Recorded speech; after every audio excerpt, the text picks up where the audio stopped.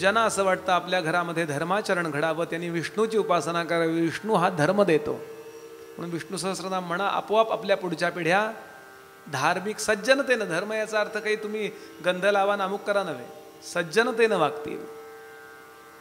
ज्याला कधी आपला पिढ्या बंद पडू नयेत असं वाटतं, मुलं व्हावीत, त्यांना मुलं व्हावीत, त्यांना वंशवृद्धीची इच्छा आहे, त्यांनी पितरांचं आराधन करावं. पितर नावाच्या देवता आहेत. अर्यमा नावाचा जो देव आहे ना, हा भगवान विष्णूंचा अंश आहे. भगवान सांगतात पितृणाम अर्यमाच्या अस्मी विभूती योग. आणि म्हणून नेहमी श्राद्ध पक्ष व्यवस्थित करावेत.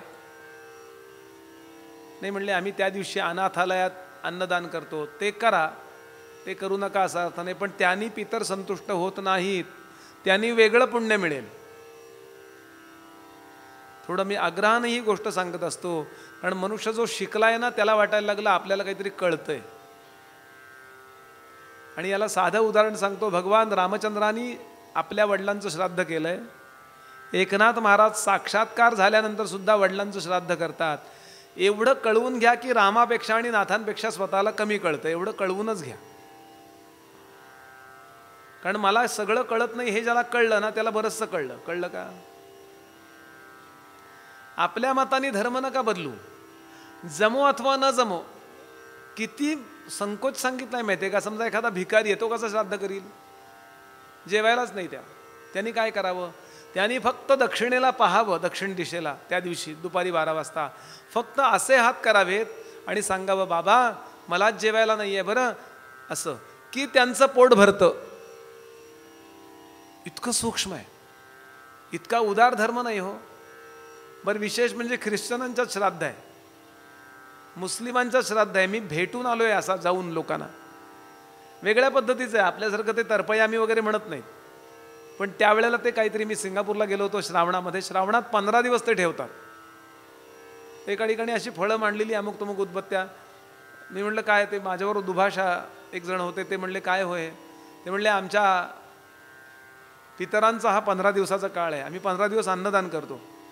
आणि विशेष म्हणजे त्यांनी एक शेकोटी पेटवली होती, त्यात काहीतरी कागद जाळ. हे काय म्हणे? नाही म्हणे त्यांना ही गाडी खूप आवडायची, त्या गाडीचं चित्र त्यात जाळलं की त्यांना तिथं मिळते म्हणे. बाकी काही असो, सगळ्यांच्यात आहे हो हे. आणि गंमत आहे, आपणच सोडलंय. म्हणून तळमळीने सांगतो मी, बरं, मी श्राद्ध चालवणारा ब्राह्मण नाही. नाही तर भाऊ प्रवचन संध्याकाळी असतं, सकाळी तेवढाच उद्योग लागावा नाही, त्याच्याकरता वेगळा अभ्यास आहे. पण मी एक गोष्ट सांगतो आणि पुढे जातो. सज्जनगडावर खूप मोठे अधिकारी सत्पुरुष होऊन गेले, ज्यांना आपण कदाचित पाहिलं असेल. सद्गुरू भगवान श्रीधर स्वामी महाराज समर्थानी समाधीतून प्रगट होऊन ज्यांना भगवान ही पदवी दिली, आणि म्हणून त्यांचा जय जयकार आजही गडावर केला जातो. सद्गुरू भगवान श्रीधर स्वामी महाराज की जय. जयंतराव साळगावकरांचे गुरु काल निर्णय.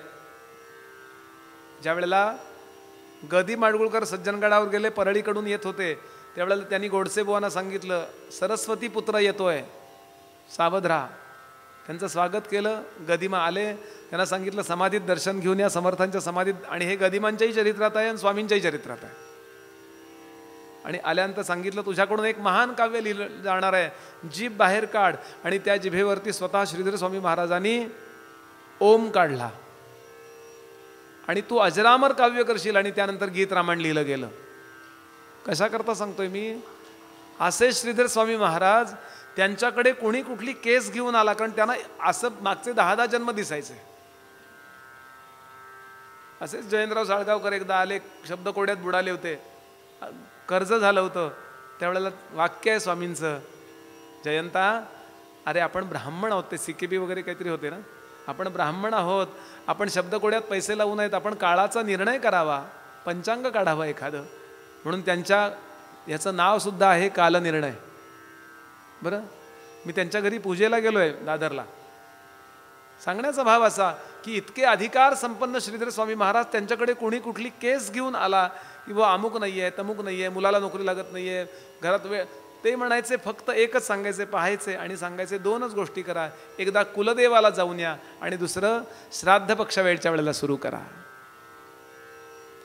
फार वेळ लागत नाही, सगळा स्वयंपाक नाही जमत मला मान्य आहे, 15 मिनिटं द्या, चटावरचं करा.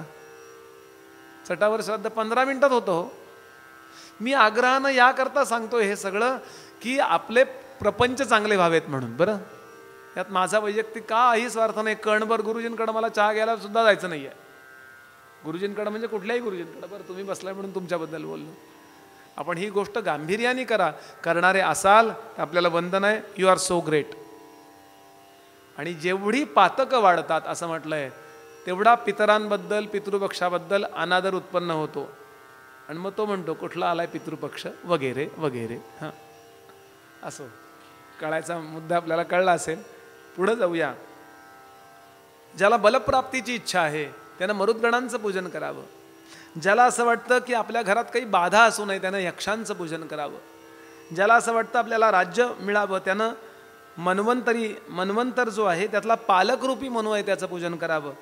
शत्रू संपावा असं वाटतं, ज्याला शत्रुत्व संपावं, शत्रू नको, त्यानं मनुष्य हेच ज्याचं वाहन आहे अशा निवृत्ती नावाच्या नैऋत्येच्या दिशेचा जो देव आहे त्याचं पूजन करावं. सविस्तर आहे हा अध्याय. आणि सांगता सांगता शुकदेव गंभीर झाले आणि एका विशेष उपदेशाला सुरुवात केली. त्या उपदेशाकडे जाऊया, पण तत्पूर्वी थोडं नाम गाऊया.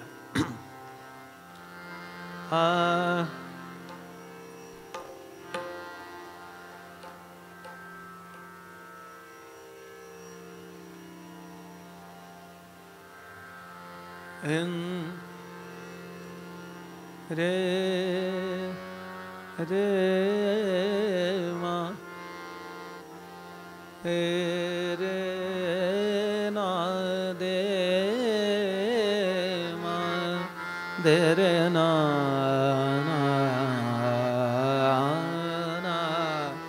हे हे. जय जय रामा श्री रघुरामा. जय जय रामा श्री रघुरामा. जय जय रामा श्री रघुरामा. जय जय राम श्री रघुरामा. सीतारामा श्री रघुरामा. बोला. सीतारामा श्री रघुरामा.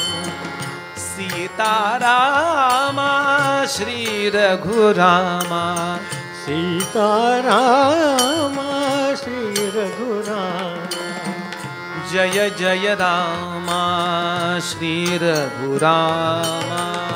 जय जय रामा श्री रघुरामा. जय जय रामा श्री रघुरामा. जय जय रामा श्री रघुरामा. पशुपति रंजन पावन रामा. पशुपति रंजन पावन रामा. पशुपति रंजन पावन रामा. पशुपति रंजन पावन रामा. पाप विमोचक तारक रामा. पाप विमोचक तारक रामा. पाप विमोचक तारक रामा. पाप विमोचक तारक रामा. जय जय रामा श्री रघुरामा. जय जय रामा श्री रघुरामा. जय जय रामा श्री रघुरामा. जय जय रामा श्री रघुरामा. सीतारामा जय रघुरामा. सीतारामा जय रघुरामा. सीतारामा जय रघुरामा. सीतारामा जय रघुरामा. पशुपति रंजन पावन रामा. पशुपति रंजन पावन रामा. पशुपति रंजन पावन रामा. पशुपति रंजन पावन रामा. पाप विमोचक तारक रामा. पाप विमोचक तारक रामा, पाप विमोचक तारक रामा, पाप विमोचक तारक रामा।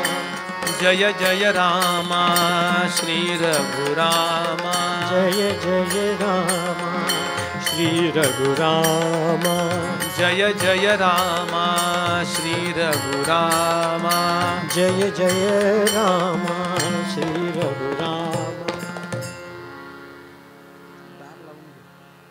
ओम नमो भगवते ओम नमो भगवते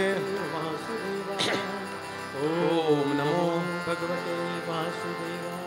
आपल्याला जे कागद दिले आहेत त्यातलं चतुश्लोकी भागवत काढा, त्याचा अभ्यास थोडासा आपल्याला करायचा आहे. सगळ्या वेदांचं, सगळ्या पुराणांचं, सगळ्या शास्त्रांचं सार म्हणजे हे 4 श्लोक आहेत. एवढंच परमार्थाचं प्रत्यक्षात साक्षात साधन आहे, याचं चिंतन आधी म्हणूया. आपण शक्यतो आजपासून रोज रिपीट करू. मी गावोगावी सांगतो, रोज भागवत म्हणा. पाठ झाल्यावर 15 सेकंद लागतात म्हणायला, 15 सेकंद. कधीही म्हटलेलं चालतं, कुठेही म्हटलेलं चालतं, कुणी म्हटलेलं चालतं. हे यांनी म्हणू नये त्यातलं काही नाही, कुणी म्हणा. आणि याचा उद्गार ज्या घरात होतो ते घर तीर्थक्षेत्र ठरतं, असं याचं फल आहे. बरं, म्हणजे घर तीर्थक्षेत्रा इतकं पवित्र करण्याचं सामर्थ्य ज्या श्लोकात आहे ते श्लोक आपण म्हणणार आहोत. आधी मला फॉलो करा. आत्ता म्हणजे ते तोंडात बसतं नेमकं ऐकून, नेमका उच्चार काय आहे, आणि मग आपण त्याचा अर्थ बघूया. श्री भगवान उवाच ज्ञानं परमगुह्यं मे यद्विज्ञानसमन्वितं सरहस्यन्तदङ्गञ्च गृहाण गदितं मया यावानहं यथा भावो यद्रूपगुणकर्मकः तथैव तत्त्वविज्ञानम् अस्तु ते मदनुग्रहात् अहमेवासमेवाग्रे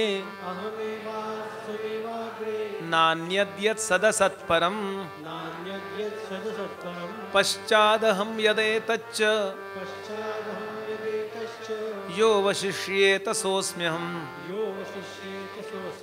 ऋतेऽर्थं यत् प्रतीयेत न प्रतीयेत चात्मनि तद्विद्यादात्मनो मायां यथा भासो यथा तमः यथा महान्ति भूतानि भूतेषु चावचेष्वनु प्रविष्टान्यप्रविष्टानि तथा तेषु न तेष्वहम् एतावदेव जिज्ञास्यम् तत्त्वजिज्ञासुनात्मनः अन्वयव्यतिरेकाभ्याम् यत्स्यात् सर्वत्र सर्वदा एतन्मतं समातिष्ठ परमेण समाधिना भवान् कल्पविकल्पेषु न विमुह्यति कर्हिचित्. श्री गोपाल कृष्ण भगवान की. ओम नमो भगवते वासुदेवाय. ओम नमो भगवते वासुदेवाय. ओम नमो भगवते वासुदेवाय.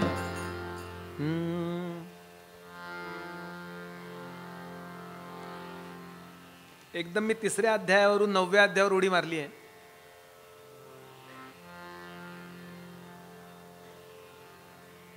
शुकदेव सांगतात, राजन, हा उपदेश सर्वप्रथम ब्रह्मदेवांना भगवान महाविष्णूंनी केला. ब्रह्मदेवांकडून तो देवर्षी नारदांना प्राप्त झाला. नारदांनी माझ्या श्री गुरूंना म्हणजे पिताश्रींना व्यासांना तो उपदेश दिला, व्यासांकडून तो मला प्राप्त झाला आणि मी आता तुला सांगतोय एवं परंपरा प्राप्तम. मला वाटतंय म्हणून मी बोलत नाही. गोंदवलेकर महाराज म्हणायचे मी सांगतो म्हणून तुम्ही ऐकू नका. समर्थ सांगतात, तुकोबा ज्ञानोबा सांगतात म्हणून तुम्ही नाम घ्या. या जगामध्ये नेहमी अधिकारी संत असतात, ते वेदांपासून ज्या आल्यात ना परंपरा त्यांचा आधार घेऊन बोलतात. मला वाटतं, मला नाही वाटत, परंपरेने आलाय. सेल्फ मेडची कल्पना आपल्याकडे नाही आहे बरं का. आपली संस्कृती ही कृतज्ञता संस्कृती आहे. ज्ञानेश्वर महाराजांना विचारलं तुम्ही इतके मोठे झालात, ते म्हणाले हा ज्ञानू निवृत्तीने केला. निवृत्तीनाथांची कृपा झाली आणि मग मी झालो बरं. हे परंपरेचं आलं ज्ञान मी तुला देतो. चतुश्लोकी भागवत मी म्हणालो, प्रत्यक्षात आपण 7 श्लोक म्हटले. तर म्हणले बुवा तुम्हाला गणितात कोणी पास केलं? 7 श्लोक म्हणले, चतुश्लोकी 50 वेळा तेच तेच बोलताय, काय बरोबर आहे का? तर ते माहिती असलं पाहिजे. पहिले 2 श्लोक प्रस्तावना आहे आणि शेवटचा 1 श्लोक फलश्रुती आहे. मधले अहमेवा समेव वगैरेपासूनच 4 श्लोक प्रत्यक्षात चतुश्लोकी भागवत आहे. पण प्रस्तावना बघूया. ब्रह्मदेवाची निर्मिती झाली आणि ब्रह्मदेवानं मला कुणी निर्माण केलं याच्याकरता हजारो वर्ष तपश्चर्या केली. त्याला 2 शब्द ऐकवले असं वर्णन आहे, त आणि प. तप कर, तप कर, तप कर, तप कर. आपल्याकडे नुसत्या माहितीला ज्ञान समजत नाहीत. खूप कष्ट केल्यानंतर जी माहिती जमा होते ना, या सगळ्याचं मिळून गोळाबेरीज ज्ञान आहे. जेव्हा मुलं शिकतात, खूप कष्ट करतात, परदेशात जातात, 1 वेळा जेवतात, किती स्ट्रगल करतात आणि मग जेव्हा शिकून स्वतः आपल्या देशात येतात ना, त्यावेळेला त्यांच्याजवळ एक अनुभव असतो, एक मॅच्युरिटी असते, एक गांभीर्य असतं. असं सहजासहजी प्राप्त झालेलं नाही आहे. तर एक पुस्तक पाहिलं, अर्ध्या तासात इंजिनियर बना. म्हणजे सगळ्या इंजिनियरनी आत्महत्याच केली पाहिजे. अर्ध्या तासात इंजिनियर बना. माहितीला, शब्दज्ञानाला ज्ञान समजण्याची चूक करू नका. फार सुंदर आत्मबोध नावाचा आचार्यांचा एक प्रकरण ग्रंथ आहे, छोटासा आहे आत्मबोध. त्यातला एक श्लोक सांगतो आणि या मुद्द्याला सुरुवात करतो. ते म्हणाले तपोभिः क्षीणपापानां शांतानां वीतरागिणां मुमुक्षूणाम अपेक्षोयम आत्मबोधो विधीयते. आत्मबोध कधी होतो? तपोभिः क्षीणपाप. तपाच्या साह्यानं जो क्षीणपाप झाला म्हणजे ज्याचं पाप संपलं. शांतानाम, शांत झाला. वीतरागिणां, वीतराग म्हणजे वैराग्य प्राप्त झालं. मग तपोभिः क्षीणपापानां शांतानां वीतरागिणां मग मुमुक्षूणाम अपेक्षोयम. मुमुक्षूंना अपेक्षित असणारं जे आत्मबोधाचं ज्ञान आहे मग ते त्याला प्राप्त होतं. आत्मबोधो विधीयते, अभिधीयते. तसंच ब्रह्मदेवानी तप केलं. कशाचं तप केलं? खिचडी, केळे, वेपर्स याचा काही तपाशी संबंध आहे का? नाही. वेदामध्ये मंत्र आहे तो अस्य ज्ञानमयं तपः. विचारांचं तप केलं. शरीराचं तप आवश्यक आहे, ते शरीराची आसक्ती कमी करण्याकरता. नर्मदा यात्रा त्या करता आहे बरं का. नर्मदा परिक्रमा करता करता अनवाणी चालायचंय, पायात काटे मोडतात, असेल तिथं राहावं लागतं. रोज नर्मदेचं दर्शन घेत घेत चालायचंय. निदान 1 वेळचं स्नान नर्मदेत झालं पाहिजे. खूप आजारी पडायला होतं, खूप त्रास होतो. यानी उपयोग काय आहे? तर मी देह नाही याचा थोडा तरी विचार करायला लागतो मनुष्य. तसं मी मन नाही, मी बुद्धी नाही या विचाराकरता मनाची आणि बुद्धीची अक्षरशः इतकं तप व्हावं लागतं. समर्थांची ओवी आहे, विवरता विवरता मनाचे फडके होती, लखतर होतात विचार करून करून. इतका विचार झाला पाहिजे. अस्य ज्ञानमयं तपः. विचारांचं तप. समर्थांच्या ओव्या आहेत. परमार्थामध्ये देव विचाराचा, साधन विचार आणि मिळवायचा तोही विचार. किती ओव्या आहेत समर्थांच्या. विचार पाहेलो तो पुरुषो. विचार पाहेलो तो पुरुषो, विचार न पाहे तो पशु. ऐसी वचने सर्वेषु ठाई ठाई बोलिला. तस्मात विचार करावा, देव कोण तो ओळखावा, आपला आपण शोध घ्यावा अंतर्यामी. विचारे इहलोक, विचार पाविजे, विचारे इहलोक परलोक, विचारे होत असे सार्थक, विचारे नित्यानित्य विवेक केला पाहिजे. शांत बसून विचार करा. माणसाला काय वाटतं, काहीतरी करावं, कुठंतरी दगडावर पाणी ओतलं, झाली म्हणली आमची पूजा. ते करू नका असं नाही, त्याचा डायरेक्टली वा इनडायरेक्टली संबंध विचारांशी आला पाहिजे. काही करू नका. समर्थ म्हणाले, संसार उपाधी न सांडिता, प्रपंच त्याग न करिता, संसार उपाधी न सांडिता, जनामध्ये सार्थकता विचारीची होय.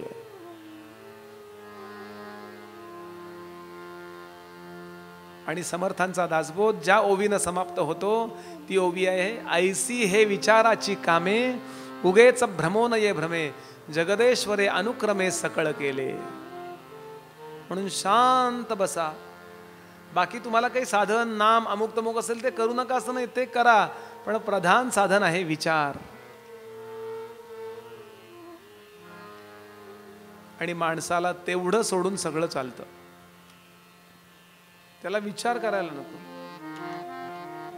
परवा आमच्या शेजारी एक राहणारे आजी आहेत, त्या म्हणले आता इतका जप सांगितलाय, म्हणले होत नाही, म्हणले आता सिरियल सुरू झाली की जपच करणार म्हणले मी. पण मला म्हणले हो परत, खरं सांगतो मी आपल्याला,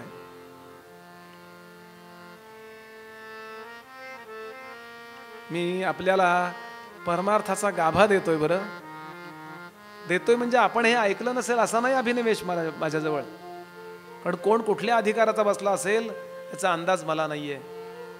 पण हे ज्यांनी पक्क करून टाकलं ना, याच्यासारखा जगामध्ये महान पुरुष नाही, अशी समर्थांची ओवी आहे. देव कुणाजवळ असतो? समर्थ म्हणाले, मननशीळ लोकांपाशी, अखंड देव अहर्निशी, पाहता त्याच्या पूर्वसंचिताशी जोडा नाही. अहो आयसीयू जरी असत ना, पण नाकावरती तोंडावरती ते सगळं नाक असेल ना, तरी सुद्धा आपण हे साधन करू शकतो. जपाला माळ उचलत नाही 3 दिवस जेवलो नसू तर, नको वाटतो जप, पण जोपर्यंत तुम्ही विचार करू शकताय तोपर्यंत हे साधन करू शकता. म्हणून सार्वभौम साधन जर असेल तर विचार हे साधन आहे. काय विचार? 5चे 50 कसे करावेत नाही, तो विचार इथे आहे. काय चिंतन, काय चाललं पाहिजे? भगवान आदिनारायण ब्रह्मदेवाला सांगतात, ज्ञानम परमगुह्यम मे. मे म्हणजे माझं परमगुह्य ज्ञान मी तुला देणार आहे.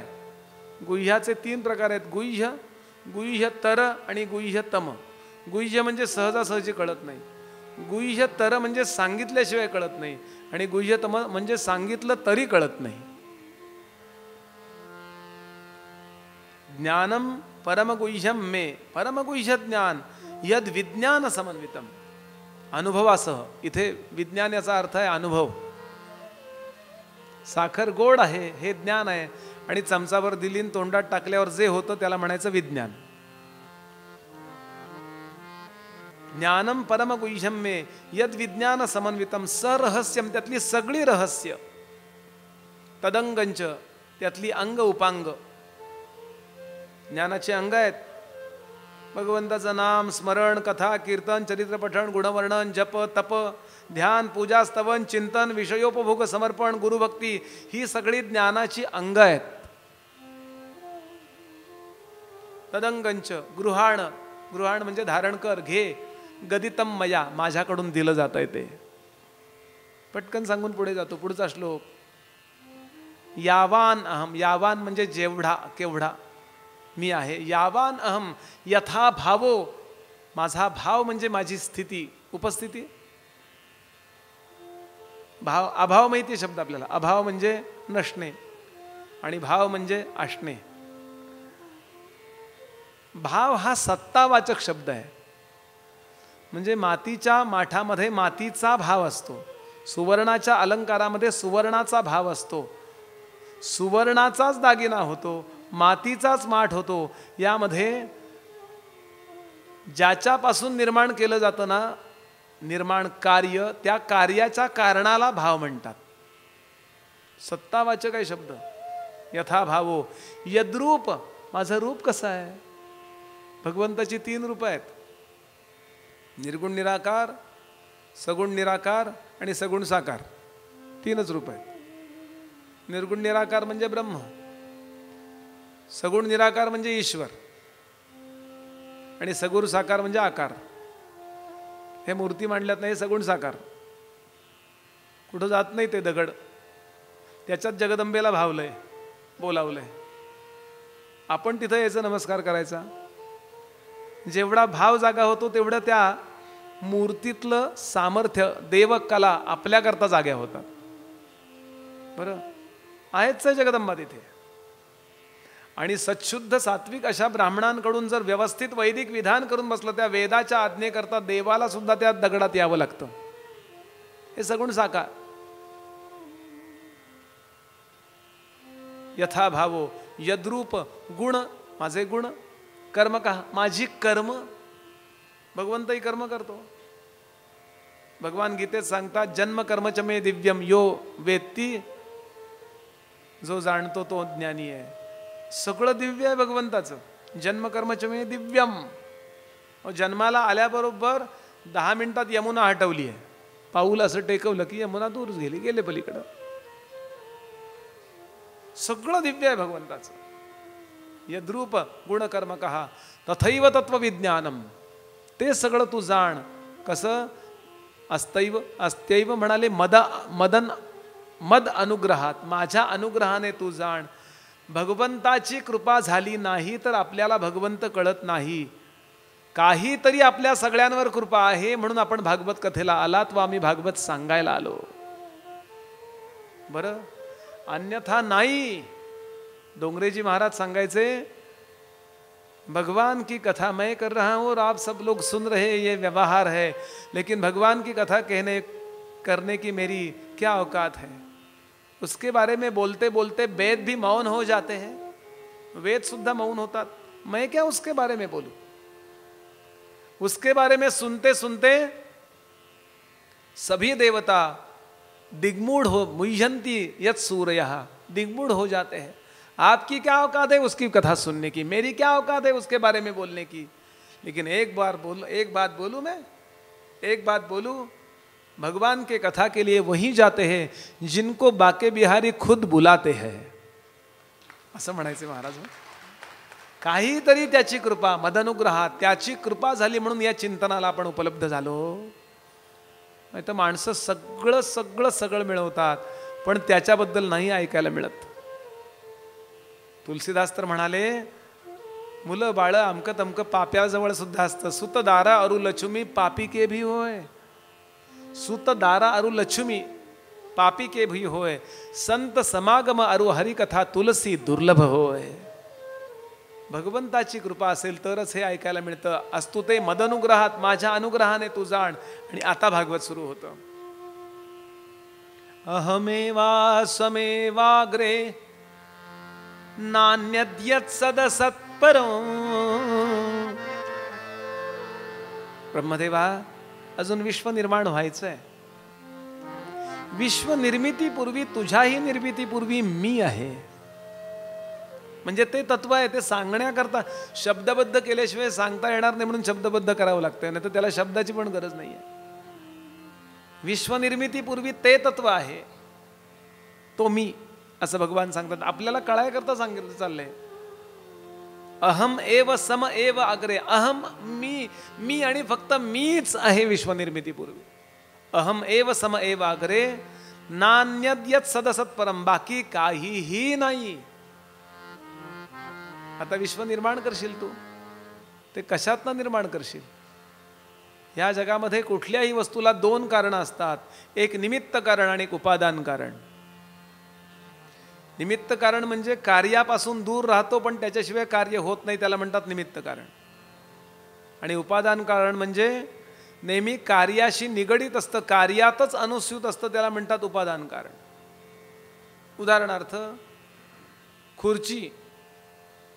खुर्ची बनवली लाकडाची तर यामध्ये लाकूड हे उपादान कारण आहे आणि सुतार हे निमित्त कारण आहे.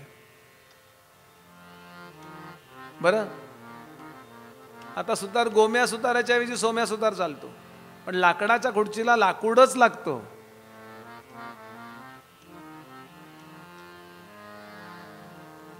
नाहीतर विश्व बनणार नाही. ह्या सगळ्या विश्वाचं उपादान कारण कोण आहे आणि निमित्त कारण कोण आहे? भगवान म्हणाले दोन्ही मीच आहे आणि अभिन्न निमित्त उपादान कारण आहे.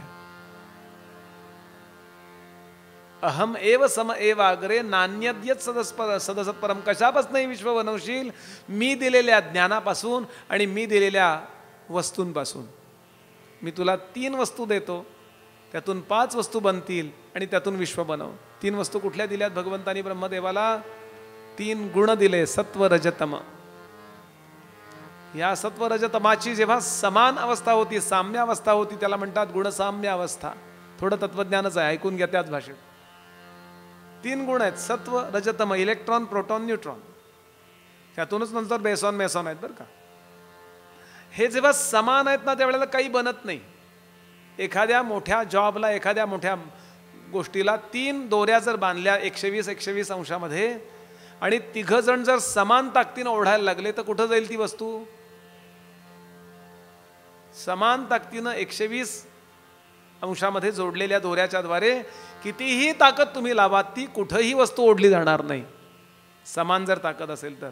त्यातले 2 जरा ढिले पडतात आणि एका बाजूला ढळली ती अवस्था की याला म्हणायचं गुणक्षोभ. आणि या जगदंबेच्या व्यवस्थेला म्हणतात गुणक्षोभिणी माया. बरं, असं या सत्व आणि रजाला तमाने थोडंसं ओढलं आणि तमातून सर्वप्रथम निर्माण झालं जे तत्व, त्याला म्हणायचं आकाश, स्पेस. या स्पेसमधून अनेक गोष्टी निर्माण झाल्या. 2 गोष्टी मुख्य. पहिली गोष्ट, एक थंड झुळूक वाहिली आणि एक गरम झुळूक वाहिली. आपण नाही का फुंकतो ना, ते स्पेसमधनं आपल्या तोंडातनंच फुंकतो ना, असे फुंकतो. आणि आपण 2 प्रकारच्या फुंकरी मारू शकतो, एक थंड सुद्धा आणि एक गरम सुद्धा. गरम आणि थंड. बुवा आले, चला चला चला, चहा दिला त्यांनी. बुवा आले, नंतर ते मापं काढतात, चला लवकर. गंमत जरा. मग आपण अशा वेळेला त्या चहावर जी फुंकर मारतो ती कशी मारतो? थंड. आपल्याला आपल्या अंदाजानं कळलं पाहिजे ही पंचमहाभूत निर्माण कशी झाली. थंड फुंकर मारली, चहा प्यालो, पटकन आलो की नाही. अशी थंड फुंकर आपोआप, आणि त्यातून आप निर्माण झालं, पातळ पदार्थ. आणि गरम फुंकेतून अग्नी निर्माण झाला. तस्मात श्रुती सांगते, तस्मात एतदस्मात आत्मनः आकाश संभूतः. आकाशात वायु, वायोर अग्नेः अग्निः अग्नेर आपः आपय आपात पृथ्वी, पृथिव्या औषधया औषधीभ्यो अन्नम आणि अन्नात पुरुषः. सगळ्यात शेवटी माणूस निर्माण झाला. हे सगळं भगवान सांगतात. मी ही उतरण कदाचित परत सांगेन, आत्ता तिकडे नको जायला. हे सगळं निर्माण करणार आहेस तू, कशातनं निर्माण करणार आहेस? अहमेव सम एव अग्रे नान्यद्यत सदसत्परम पश्चादहम यदेतच यो वशिष्येत सोऽस्म्यहम्. विश्वनिर्मितीपूर्वी मी होतो, विश्वरूपानं मीच असेन, आणि विश्वाचा विनाश झाल्यानंतर सुद्धा फक्त बाकी उरेल ते मीच असेन. उदाहरण, माठ तयार करण्यापूर्वी माती माठाच्या रूपामध्ये असताना मातीच, आणि माठ फुटल्यानंतर सुद्धा याचं मटेरियल काय विचार करा ना. काय असेल मटेरियल, आणि लास्ट मटेरियल, याचं मटेरियल ते, त्याचं मटेरियल ते, त्याचं मटेरियल, असं मागं मागं जाता येईल. पण लास्ट की जे आता अविनाश तत्व, की कशाचा कशात तरी विनाश आहे, पण एक वेळ अशी येते की आता विनाश व्हायला काहीच नाही उरत. समर्थांची ओवी आहे दासबोधातली. आकाशाचे नासेल काय, स्पेसचं काय नाशाला पावतं. काय अशी गोष्ट आहे आकाशात नाश पावायला? काही नाश पावायला नाहीच आहे म्हणाले. एक आहे, त्याचा विचार नंतर करू. अहमेव पहिला श्लोक फार महत्वाचा आहे बरं. तुम्ही एवढ्या एका श्लोकाने समाधी लावू शकता. याचा विचार करता करता करता समाधी कधी लागली कळत नाही हो. आणि समाधी लागो नाही तर नाही लागो, झोप कधी लागली कळत नाही. अहमेव सम एव अग्रे नान्यद्यत सदसत्परम, बाकी काही नाही. पश्चादहम यदेतच यो वशिष्येत, अवशिष्येत म्हणजे शिल्लक उरणे, सो अस्मी अहम, ते सुद्धा मीच तत्व असेन. पुढचा श्लोक. माझा बोध जेव्हा होतो, ऋतेर्थं यत् प्रतीयेत न प्रतीयेत च आत्मनी तद्विद्यादात्मनो मायाम यथा भासो यथा तमः. फारच महत्वाचा श्लोक आहे हा. भगवान सांगतात, या विश्वात निर्माण केलेल्या जीवांना ज्या वेळेला माझा अनुभव येतो, ऋतेर्थं यत् प्रतीयेत, माझा अनुभव येईपर्यंत या विश्वातल्या नामरूपात्मक मोहसृष्टीचा अनुभव येतो. पण माझा अनुभव जेव्हा येतो तेव्हा विश्वाचा मोहरूपात्मक अनुभव बंद होतो. न प्रतीयेतच्या आत्मनी, आत्म्यामध्ये, शुद्ध तत्वामध्ये या विश्वातल्या मोहस्वरूपाचा अनुभव येणं बंद होतं. मग आम्हाला तर अनुभव येतोय, हे विश्व आहे कळतंय. आत्ता आपण अमक्या अमक्या गावावरून आलोय कळतंय, मी स्त्री आहे मी पुरुष आहे हे कळतंय. 7:30 पर्यंत वेळ दिली आहे, साधारण 7:30च्या दरम्यान आरती आहे, तोपर्यंतच आपल्याला हे सहन करायचं हेही कळतंय. म्हणजे आपल्याला काहीतरी कळतंय ना. ते म्हणले काही कळत नाही बुवा आम्हाला, तुम्ही काय सांगताय, काही कळत नाही हे कळतंय की नाही. काही कळत नाही हे सुद्धा आपल्याला कळतं आणि कळतं हे सुद्धा आपल्याला कळतं. म्हणजे आपल्याला जो बोध आहे ना तो नामरूपात्मक सृष्टीचा आहे. मी देह आहे, मग तो पुरुषाचा आहे का स्त्रीचा आहे, मग अमक्या वयाचा आहे मी, हे सगळं मला कळतंय. भगवान सांगतात, आत्मज्ञान झाल्यानंतर म्हणजे माझं ज्ञान झाल्यानंतर हे विपरीत ज्ञान बंद होतं. ज्ञानाचे प्रकार आहेत 3: ज्ञान, अज्ञान आणि विपरीत ज्ञान. ज्ञान म्हणजे कळणे, अज्ञान म्हणजे न कळणे आणि विपरीत ज्ञान म्हणजे एकाचं दुसरंच कळणे. पडलीये दोरी आणि वाटतोय साप, त्याला म्हणतात विपरीत ज्ञान. पडलंय शंख, वाटतंय चांदी, विपरीत ज्ञान. आहे लाकडाचा ओंडका असा उभा, वाटतंय भूत, विपरीत ज्ञान. आहे एक आणि वाटतंय एक, याला म्हणतात विपरीत ज्ञान. भगवान सांगतात याचं कारण, तद्विद्यादात्मनो मायाम, माझी अविद्या माया रूपी जी शक्ती आहे ना, ही जीवांना घेरून टाकते आणि त्याचा परिणाम माझं ज्ञान त्यांना होत नाही. फार गंमत आहे बरं या मायेची. समर्थांनी एक स्वतंत्र ग्रंथ लिहिलाय, त्याचं नाव आत्माराम. मनोबोध माहिती आहे आपल्याला, दासबोध माहिती आहे, पण आत्मबोध खूप कमी लोकांना माहिती आहे. त्यांना माहिती आहे ते भाग्यवान आहेतच. या आत्मबोधातला पहिला समास येतो, त्याचं नाव आहे माया निरूपण. माया तरी बघायला पाहिजे असा आहे हा समास. मला आपली नावं इतकी आवडली सगळ्यांची. समर्थ म्हणाले, माया योगियांची माऊली, जेथील तेथे नेऊन घाली, कृपाळूपणे नाथिले आपण होय. ही जगदंबा माया आपल्याला प्रपंचाला प्रवृत्त करते किंवा परमार्थाला प्रवृत्त करते, एकच ती. मी देवी भागवत सांगत होतो पहिल्यांदा, मला एकाने प्रश्न विचारला, हे पटत नाही, एक तर हे होईल नाही तर ते फ्रीजमध्ये थंड होईल की नाही, गरमही होईल का, ओव्हनमध्ये गरम होईल थंड होईल का, कुठलंही इन्स्ट्रुमेंट जे आहे ना ते एकच काम करतं, हे तुम्ही काय बोलताय. खूप विचार केला मी, खूप विचार केला.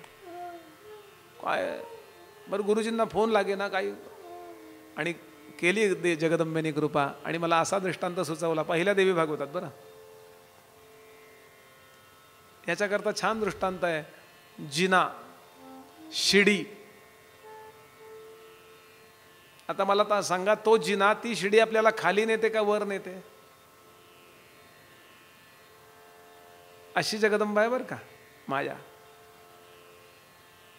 ती जेव्हा अवकृपा करते ना, ती प्रपंचातच आसक्त करून टाकते, खाली नेते.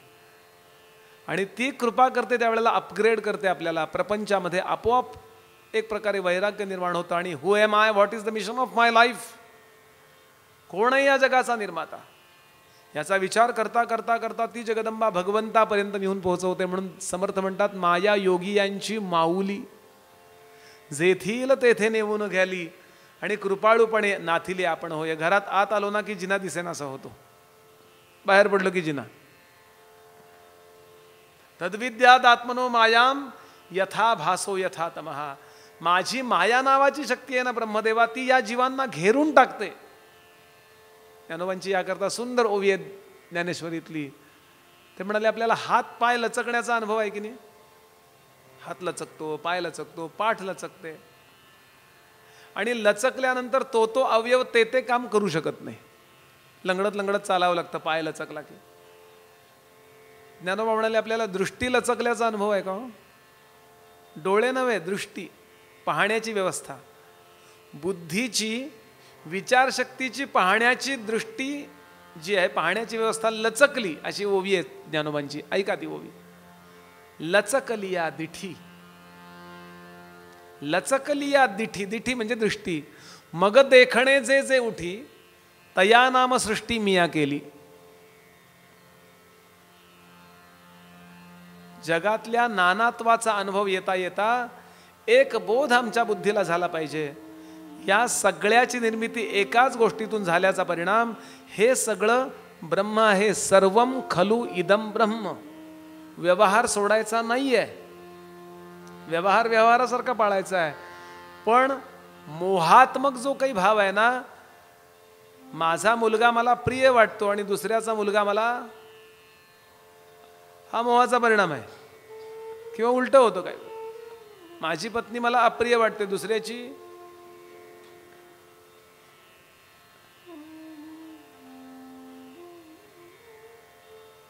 खूप बारकाईनं विचार करावा. हा संबंध, हा जो काही राग आणि द्वेषात्मक भाव आहे ना, हा जीवाच्या दृष्टी लचकल्याचा परिणाम आहे. म्हणून संत तुमच्या माझ्यासारखेच जगले, पण कुणालाच ते परका मानत नाहीत हो. मला एक विनोबांची गोष्ट फार आवडते. मी परवा जसं म्हणलो तसं एक पुस्तकाचं नाव सांगून ठेवतो. 1932 साली धुळ्याच्या जेलमध्ये विनोबांनी गीतेवर प्रवचनं केली आहेत. त्याचं छोटंसं पुस्तक आहे, एवढंसं पुस्तक आहे, गीता प्रवचन आहे. मी किमान याची 30 ते 40 पारायणं केली गडावर असताना. म्हणजे मी केली हे मला सांगायचं नाही, कन्सेप्ट क्लिअरच करून टाकतात विनोबा. माझे गुरुजी आमचे स्वामी वरदानंद भारती म्हणायचे, ऋषितुल्य व्यक्तिमत्व विनोबा. असामान्य कन्सेप्ट क्लिअर करून टाकतात. त्या विनोबांचं पुस्तक आहे गीता प्रवचन आहे. ते आपल्या संग्रही ठेवा. विकायला आणलेलं नाही आहे, मिळेल कुठेही. आउट ऑफ प्रिंट नाही आहे, पवनारला मिळेल किंवा कुठेही मिळेल. गीता प्रवचन आहे. भरा भरा भरा भरा वाचून काढा. एका बैठकीत वाचता येतं. वाचण्याची ज्यांना सवय आहे त्यांना पुन्हा वाचा, पुन्हा वाचा, पुन्हा वाचा आणि वाचत राहा. त्यात एक गोष्ट येते, आपपर भावाबद्दल येते. विनोबा म्हणाले, माझा मित्र माझ्या घरी शिकायला होता. मला आई जेवायला वाढायची तेव्हा शिळं शिळं मला वाढायची आणि ताजं ताजं त्याला वाढायची. म्हणले विनोबा नऊवारी साडीतली आई त्यांची, विनोबांची. विनोबा एक दिवस आईला म्हणाले, आई तू तर सांगतं सगळ्या जगाला नारायण स्वरूप समजावं म्हणतेस, मग माझ्यात नारायण आहे, मग माझ्या मित्रात नारायण आहे, मग मला मात्र शिळं वाढते आणि त्याला ताजं का वाढतेस? आम्ही उलटं करू. ती उलटं करायची, असं करायची. विनोबा सांगतात, माझी आई कुठेही शिकायला गेली नव्हती. तिला संस्कृत येत नाही म्हणून तिच्याकरता मी मराठीत गीता लिहिली. म्हणून विनोबांनी लिहिलेल्या गीतेचं नाव आहे गीताई. आई करता लिहिलेली गीता. पण सगळी म्हणाले फिलॉसॉफी माझी आई कोळून प्याली होती. काय आदर असावा आईबद्दल हो. असे आई वडील असावेत हो. मुलांना आई वडील घडवतात.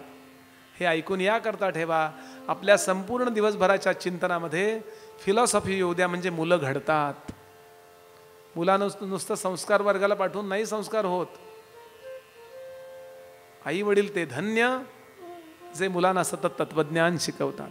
जाता येता, उठता बसता, मुद्दाम शिकवायची गरज नाहीये. काय म्हणाल्या विनोबांच्या आई? म्हणाले, विनू तुझ्यातही नारायण आहे, तुझ्या मित्रातही तोच नारायण आहे. बरोबर आहे, पण मी तुला माझा समजते ना. माझा आहेस तू. आपण शिळं खावं, नारायणाला ताजं द्यावं. तुझ्यात नारायण आहे, पण तुझ्याबद्दल मला ममत्व भाव आहे म्हणून मी तुला शिळं वाढते, आणि तो मात्र शुद्ध नारायण दिसतो म्हणून मी त्याला ताजं वाढते. विनोबा काय काय चिंतन आहे हो यांचं. भगवान सांगतात, आपपर भावानी ही जी सृष्टी दिसते ना, याचं कारण माझी माया, आणि त्याचा परिणाम दृष्टी लचकते. हातपाय लचकतो माहितीये, दृष्टी लचकते. लचकली या दिठी मग देखणे जे जे उठी, तया नाम सृष्टी मिया केली. आणि भागवत, ज्ञानेश्वरी, दासबोध आपल्या अंतःकरणाला दृष्टी देण्याचा प्रयत्न करतात. रागद्वेष सोडून टाका, याचा परिणाम असा होतो आपल्याला सर्वत्र नारायण दिसायला लागतो. याच्यात अजून खोल उतरता येईल, पण आता नको, पुन्हा केव्हा तरी बघू. खूप सविस्तर आहे हे. पुढे भगवान सांगतात, यथा महांती भूतानी. ब्रह्मदेवा, ज्याप्रमाणे आता तू महाभूत निर्माण करशील, महाभूत 5 आहेत, आकाश, वायू, अग्नी, आप आणि पृथ्वी. हे वैज्ञानिकांनी पण मानलंय बरं. काही वैज्ञानिक यातले 4च मानतात, आकाशाला महाभूत मानायला तयार नाहीयेत. काही वैज्ञानिकांचं म्हणणं असं आहे. आकाशाला मानत नाही म्हणजे मानतो, मानत नाही हे मानतोच ना. असं होत, शब्दच्छलात जायला नको. ही पंचमहाभूत एकमेकात बेमालूम पद्धतीनं मिसळली आहेत, याला पंचीकरण असं म्हणतात. पंचीकरण, ज्याला परमार्थ करायचं आहे त्याला पंचीकरण कळलेलं असलं पाहिजे. समर्थ म्हणाले, प्रपंची पाहिजे सुवर्ण. प्रपंच पैशाशिवाय होत नाही. परमार्थी पंचीकरण, महावाक्याचे विवरण करिता सुटे. कशाला परमार्थ म्हणतात? पंचीकरण समजून घ्या, महावाक्य समजून घ्या की परमार्थ जमला. व्याप सगळा तो आहे. पंचीकरण याचा अर्थ काय? 5 गोष्टी एकमेकात कशा मिसळल्यात हे कळणं. आकाशामध्ये फक्त आकाश नाही आहे, आकाशामध्ये आकाश 50% आहे आणि उरलेली 4 महाभूत 12.5% आहेत. बरं, पृथ्वीमध्ये पृथ्वी फक्त 50% आहे, उरलेली 4 महाभूत 12.5% आहेत. 12.5 चोक 50. याप्रमाणे पाणी, याप्रमाणे अग्नी. आत्ता मी त्यात जात नाही आहे, परंतु ही महाभूत जशी एकमेकात बेमालूम पद्धतीनं मिसळलेली आहेत, तसा मी सगळ्या विश्वामध्ये बेमालूम पद्धतीनं मिसळलेलो आहे. नीट ऐका वाक्य. यथा महांती भूतानी भूतेषुच्चा वचेष्वनु प्रविष्टान्य प्रविष्टानी तथा तेषु. सप्तमी आहे, स्थान सूचक. सप्तमी 2 सप्तमी असतात, एक अधिकरण सप्तमी आणि एक विषय सप्तमी. बरोबर आहे ना ताई? बघा, संस्कृत शिकवतात त्या. तथा तेषु, आणि पुढे सिक्सर मारली, न तेषु अहम. मी या सगळ्या संपूर्ण सृष्टीमध्ये भरलेलो आहे. हे सगळं विश्व माझ्यामध्ये आहे आणि मी याच्यामध्ये नाहीये आणि हे माझ्यामध्ये नाहीये. डोकं फिरायचं काम आहे की नाही? ते म्हणले पुन्हा तेच, कहना क्या चाहते हो. या सगळ्या विश्वामध्ये भगवंत भरलाय, हे सगळं विश्व भगवंतामध्ये भरलंय आणि या भगवंतानी असं म्हटलं की मी नाही आहे. गीता, श्रीमद भगवत गीता, भगवान सांगतात, मत्स्थानी सर्वभूतानी नचाहम तेषु अवस्थिता नचमस्थानी भूतानी पश्चिमे योग भैश्वरम. अर्जुना, माझं खरं वैभव काय माहिती का? या सगळ्या विश्वात मी आहे, विश्व माझ्यात आहे आणि मी याच्यात नाही, हे माझ्यात नाही. अरे तुम्हाला म्हणायचं काय? आणि याकरता कळाय करता एक दृष्टांत सांगतो. येऊ दे, झोप आली तर काय बिघडत नाही. यानंतर कथाच कथा आहेत. मध्ये मध्ये बदामाची खीर खावी हो. वरण भात खूप झाला, आता फ्रूट सॅलेड.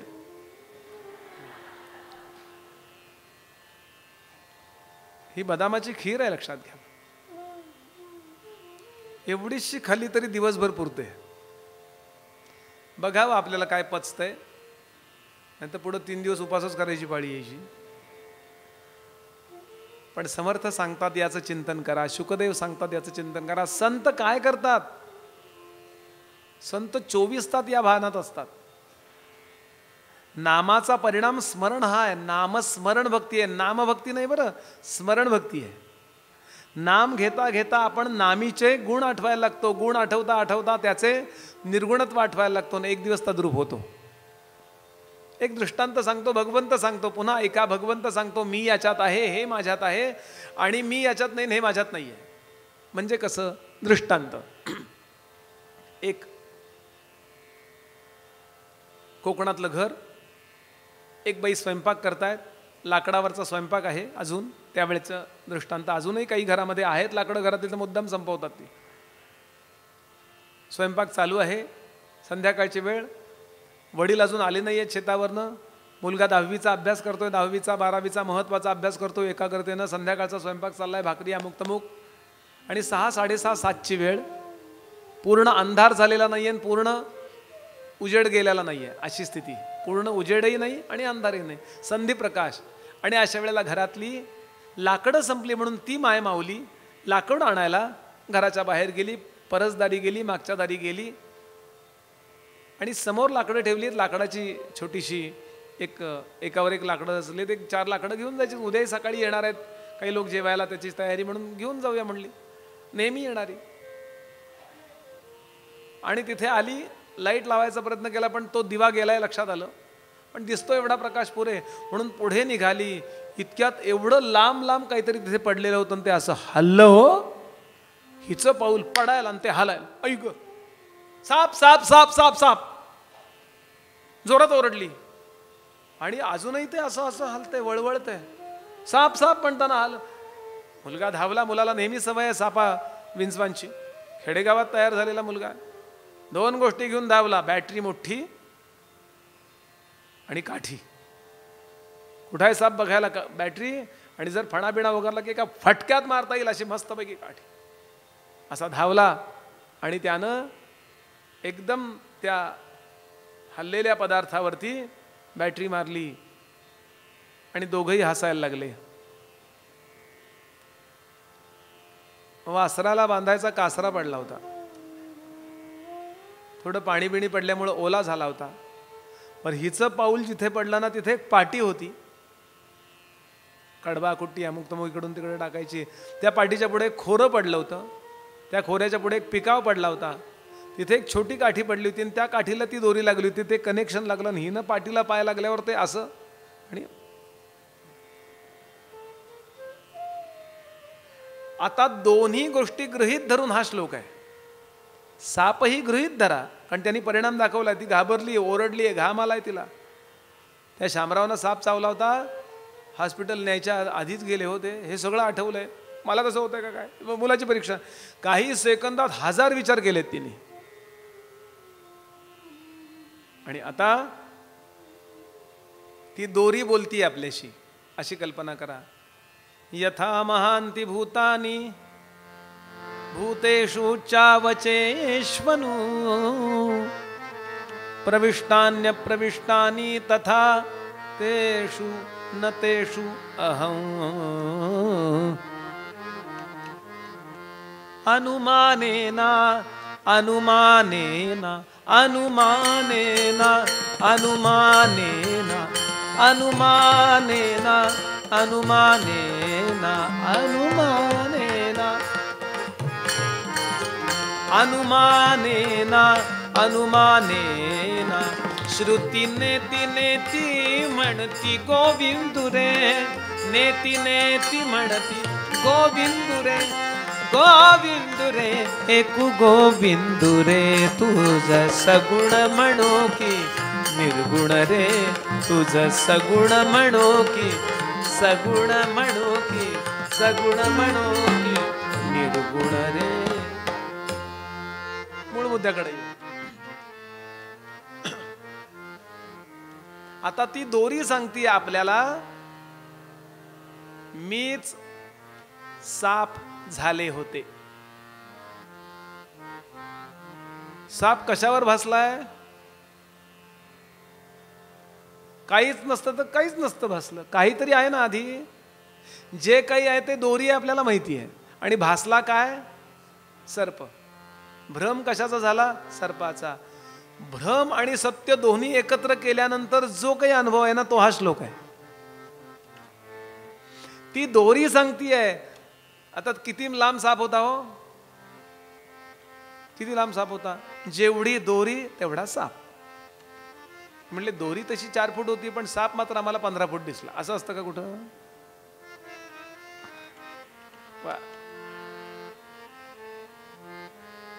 आता विश्वाचा विचार करा. मला भासतंय ते विश्व, मला जाणवतंय ते विश्व आणि आहे ते परब्रह्म तत्व. आता ते परब्रह्म तत्व सांगतंय मीच हे झालोय. दोरी म्हणते मीच साप झाली होती मगाशी. साप म्हणजे मी आणि मी म्हणजे साप. दोरी म्हणजे साप आणि साप म्हणजे दोरी. बरोबर आहे की नाही? यथा महांती भूतानी भूतेषुच्या वशेषवनु प्रविष्टान्य प्रविष्टानी. मीच मगाची सापात प्रविष्ट झाले होते. साप माझ्यातच भासला. मी म्हणजेच साप, दोरी म्हणते साप म्हणजेच मी. आणि आता म्हणते मी म्हणजे साप नव्हे, साप म्हणजे मी नव्हे. कळलं का? श्लोक लावून घ्यावा लागतो. आमचे आप्पा नेहमी सांगायचे, स्वामी वरदानंद भारती, प्रवचनकार कीर्तनकार हा भाष्यकार असला पाहिजे म्हणाले. नाही तो वाचायला कोणाला येते की घरी जाऊन? त्याचं स्वतःचं काही भाष्य असलं पाहिजे त्याच्यावर. आणि ते गुरुपरंपरेने आलेलंच भाष्य, स्वतःला काही कळतंय असा अर्थानं नव्हे. भगवान सांगतात असं आहे. मग माझा अनुभव येण्याकरता काय करायचं? माझा अनुभव येण्याकरता काय करायचं ते साधन पुढे सांगितलं. एतावदेव जिज्ञास्यम तत्व जिज्ञासूनात्मनः. एतावदेव जिज्ञास्यम तत्व जिज्ञासूनात्मनः अन्वय व्यतिरेकाभ्याम यत्स्यात् सर्वत्र सर्वदा. खूप काळजीपूर्वक ऐका बरं. पुन्हा हे कधी ऐकायला मिळेल माहित नाही. पुन्हा आपण तेव्हा फिट असू माहित नाही. कारण हे जर नीट ऐकलं गेलं आणि आपल्याला न विचारता जर बुद्धी, काही वेळा असं असते आपल्याला न विचारता बुद्धी विचार करते. काही वेळेला आपल्याला तिला ऑर्डर करावी लागते, विनंती करावी लागते, तरी ऐकत नाही. अनेक प्रकार आहेत त्यात. पण जेव्हा बुद्धी खऱ्या अर्थानं भगवंताला शरण जाते तेव्हा आपण झोपलो ना तरी स्वप्नात हेच चालतं बरं का. तुकोबांच्या स्वप्नात हेच चाललं. त्याचा परिणाम त्यांचे श्री गुरु बाबाजी चैतन्य स्वप्नात प्रगट झाले आणि मंत्र दिला रामकृष्ण हरी. स्वप्नात अनुग्रह आहे तुकोबांचा. माघ शुद्ध दशमी पाहुनी गुरुवार केला अंगीकार तुका म्हणे. याकरता नीट ऐकावं लागतं हा मुद्दा आहे. गुरुजनांकडून अनेकदा अनेक वेळेला अनेक पद्धतीने ऐकावं लागतं आणि मग त्याचं आपलं म्हणून एक कन्क्ल्युजन म्हणतो ना असं निघायला लागतं. आणि आपल्याला न विचारता डोक्यात चालत राहतं ते ऐका. हा 4था श्लोक आहे ना, हा प्रत्यक्ष साधन आहे. अलीकडे भगवंतांनी स्थिती सांगितली, दुसऱ्या श्लोकामध्ये परिस्थिती सांगितली, तिसऱ्या श्लोकामध्ये आपलं काय होतं हे सांगितलं. हेच मी आहे, मीच हे आहे हे सांगितलं. एकमेकामध्ये कसे गुंतलेत हे सांगितलं. सत्यानृते मिथुनी कृत्या नैसर्गिकोयम लोकव्यवहार. अध्यास भाष्य ब्रह्मसूत्रावरचा त्यातला पहिलाच मंत्र आहे. हे सांगितलं आणि प्रत्यक्षात साधन सांगतात. एतावदेव जिज्ञास्यं तत्व जिज्ञासूनात्मनः. एवढंच जाणून घ्यायचंय, त्याकरताच माणसाचा जन्म आहे. काय करायचं त्याकरता? अन्वय व्यतिरेकाभ्याम यत्स्यात् सर्वत्र सर्वदा. अन्वय वा व्यतिरेक या 2 पद्धतीने किंवा या 2 पैकी कुठल्या तरी एका पद्धतीने माझं ध्यान करा. अन्वय याचा अर्थ समन्वय म्हणतो ना. काही लोकांचा स्वभाव असतो ना तो समन्वयाचा असतो. शक्यतो घरातली स्त्री समन्वयाची भूमिका घेते. मुलाचं पटत नाही वडिलांशी. जरा तरुण मुलं व्हायला लागली की पटत नाही बघा. वडील ओरडतात, मी एवढे कष्ट करतो. मुलगा म्हटला, बाबा मी काय गप्पा बसलोय का, मी अभ्यास करतो. भांडण. कोण समन्वयाची भूमिका घेतं? आता तुम्ही गप्पा बसा, आजी जेवून घ्या बरं.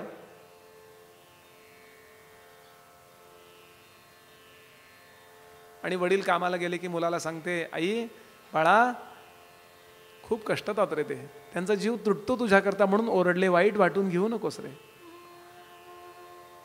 त्याला समजावून सांगते.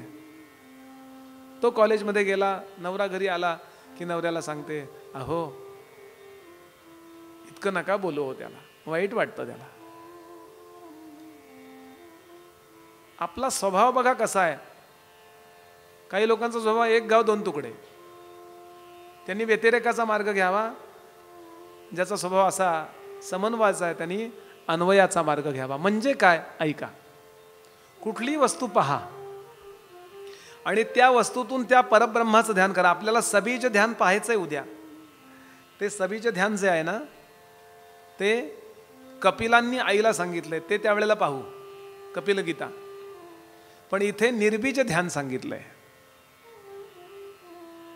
अन्वय कुठलाही घ्या. पाणी नको, उदाहरण सांगतो. ग्लास घ्या, कुठलं तरी काहीतरी घ्यायचं, काही घ्या तुम्ही. त्यातल्या त्यात मला ही गोष्ट सोपी वाटते, ध्यान. ते म्हणले बुवा तांब्या घेऊन आणि ग्लास घेऊन ध्यान करतात का काय? काहीही गोष्ट ध्यानाला घेता येते.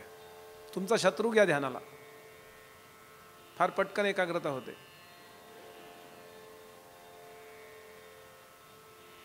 सासूने सुनेला घ्यावं, सुनेला सासूला घ्यावं, दोघे एकमेकांच्या ध्यानात. सासू सहस्रनाम असतं की नाही? विष्णू सहस्रनाम नाही. विनोद थोडासा. प्रश्न विचारला विद्याताईंना, छान ग्लास याचे, किती छान आहे हो घाट याचा. तो एवढेसे असतात ना, त्यात बुंडुकलेवर दोन चमचे चहा मावतो. असं चहा घ्यायला बरं वाटतं नाही? किती छान आहे ना. कुठनं आणला तुम्ही? लगेच दुसरा प्रश्न असतो, बुवा तुम्हाला आणून देऊ? आणून नका देऊ, मी विचारतोय तुम्हाला. म्हणले आमच्याकडं ठाण्यात स्पेशल दुकान आहे भांड्यांचं, सगळ्या प्रकारची भांडी मिळतात. तसं आमच्याकडेही आहे. मध्यंतरी जाण्याचा योग आला तिथे, सौभाग्यवतींचा वाढदिवस होता म्हणून ग्लास पाहिजेत. गेलो, चला बुवा कीर्तन नाही आहे, चला घरी.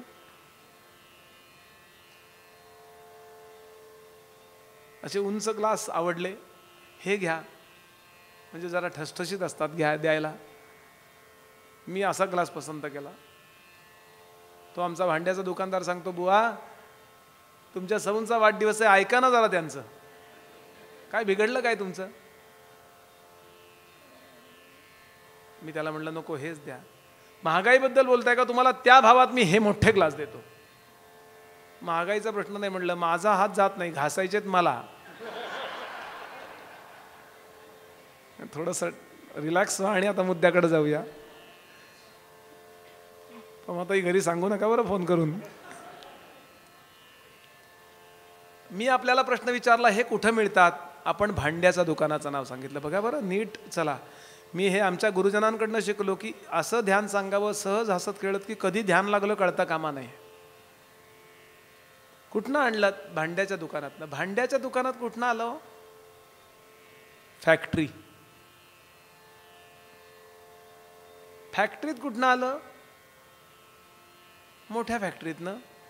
मोठ्याच्या मोठे स्टीलचे असे रोल आले, त्यांनी ते प्रेस केले, अशा पद्धतीने ते फिनिशिंग केलं, बफिंग केलं, आणि अगदी सुंदर पद्धतीने कसं केलंय बघा ना. हे अवघड आहे. टेक्निकलमधले असतील त्यांना कळेल ते कसं जॉब बनवतं. माझं झालं हे इन्स्ट्रुमेंट मेकॅनिकमध्ये, आम्हाला काही आलं ट्रेड होते.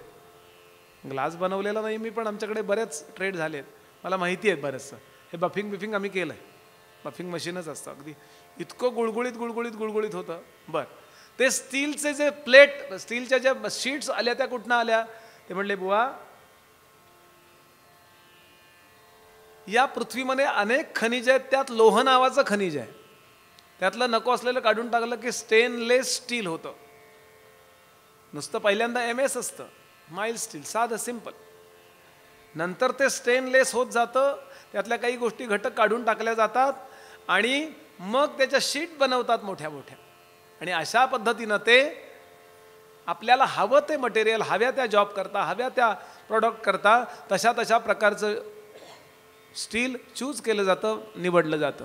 बरं, म्हणजे पृथ्वीपर्यंत आपण गेलो. ग्लास घेऊन आपण कुठं कुठं चाललो आहे? दुकानात गेलो, फॅक्टरीत गेलो, मोठ्या फॅक्टरीत गेलो, पृथ्वीत गेलो. बरोबर आहे? पृथ्वीत कुठनं आलं? पृथ्वीच कुठनं आली सांगा? ते म्हणले बुवा तुम्ही शिकला नाहीत का? सूर्याचा एक मोठा तुकडा उडाला,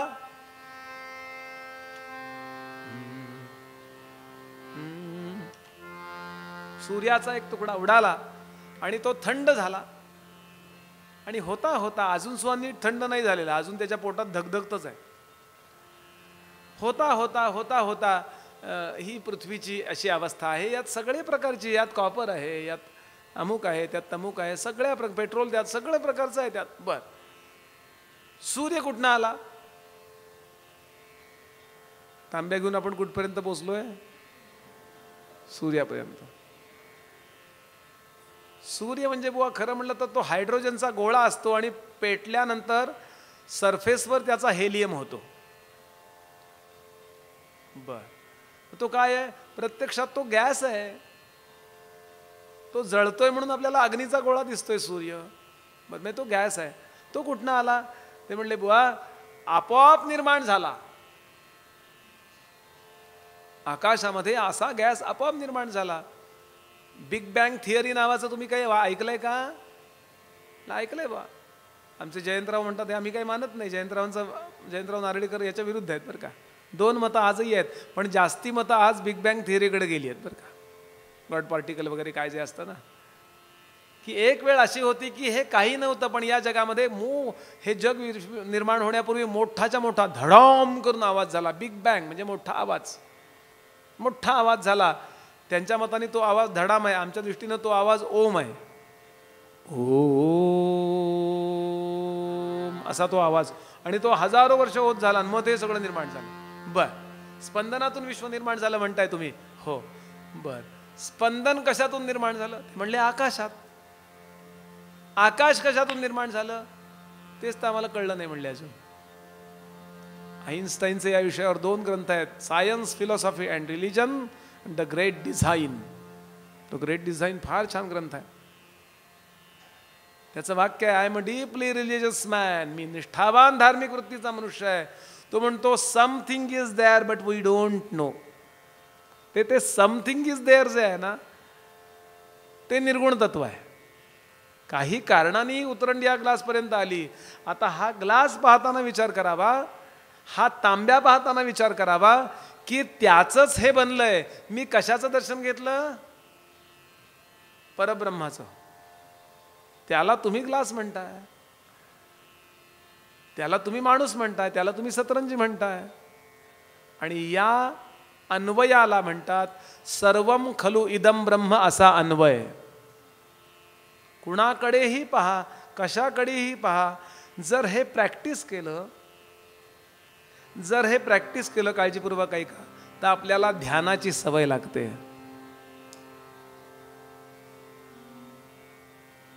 आणि संत 24 तास ध्यानात असतात.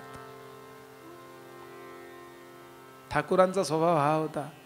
रामकृष्ण परमहंस शिव्या ऐकल्या तर ध्यान लागायचं हो त्यांचं. शिव्या ऐकल्या, आता त्यात ऐकण्यासारखं काय? अशा द्यायच्या नसतात हो. द्यायच्या नसतात म्हणजे ही गोष्ट त्याज्य आहे.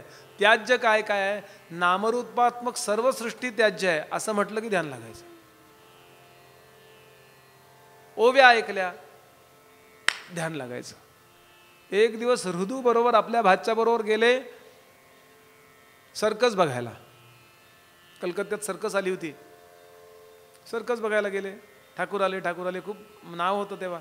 त्यांना बसवलं. हृदयराम त्यांचा भाचा शेजारी बसला आणि खेळ सुरू झाले. ती गाडी चालवून दाखवा, मृत्यूगोल. नंतर ते जोकर आले, उड्या मारणारे आले, हरणं आली, अमुक आलं. आणि सगळ्यात शेवटी वाघ सिंहाचे खेळ. आता त्याच्यावर बंदी आली, पण तेव्हा वाघ सिंहाचे खेळ आपण पाहिलेत सर्कशी. वाघ सिंह आल्याबरोबर ठाकूरांचं लागलं ध्यान, समाधी. वाघाकडं पाहिलं, सिंहाकडं पाहिलं, ध्यान लागलं. अहो तो मॅनेजर धावत आला, सगळेजण धावत आले. महाराज उठा उठा उठा उठा. खूप प्रयत्नाने उठले, घरी आले. हृदयरामने विचारलं, मामा कशामुळे ध्यान लागलं? अरे माझ्या आईचं वाहन आहे ना ते, मला एकदम जगदंबा आठवली. अन्वय व्यतिरेकाभ्याम. आणि लक्षात घ्याल, ही चिंतनानीच लागते. सतत 24 तास अरे गरे जा.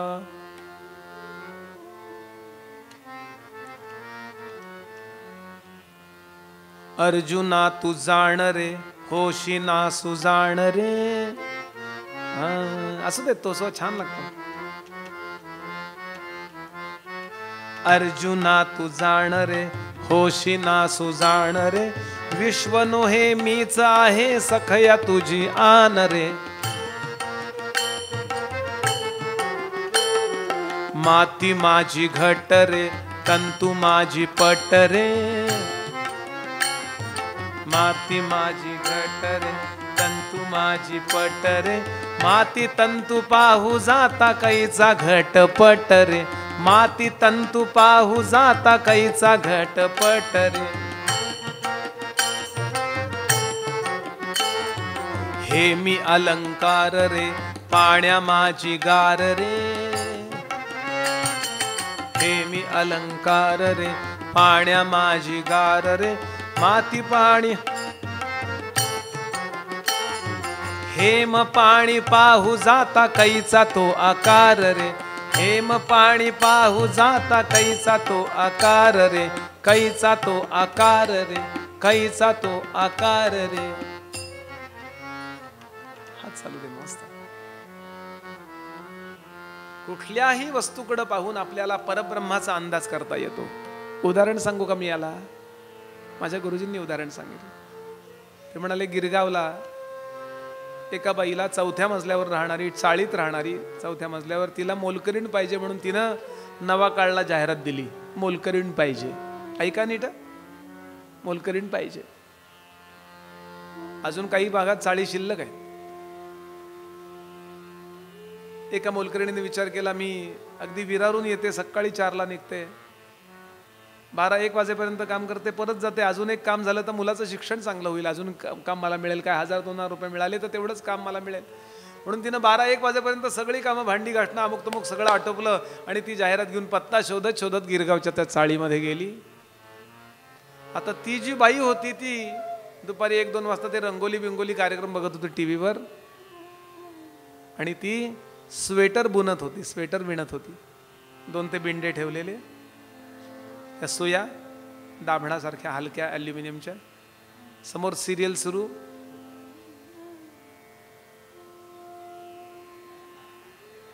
डोळ्यासमोर येऊ दे,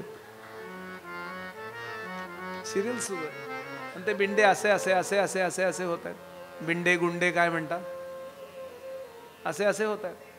हा, तिथे एक मांजराचं पिल्लू खेळत होतं. ते मांजराला गती सहन होत नाही बघा. मांजराला, कुत्र्याला काही तुम्ही असं एकदम असं, ते मांजराला गती, माणसाला प्रगती अजिबात सहन होत नाही.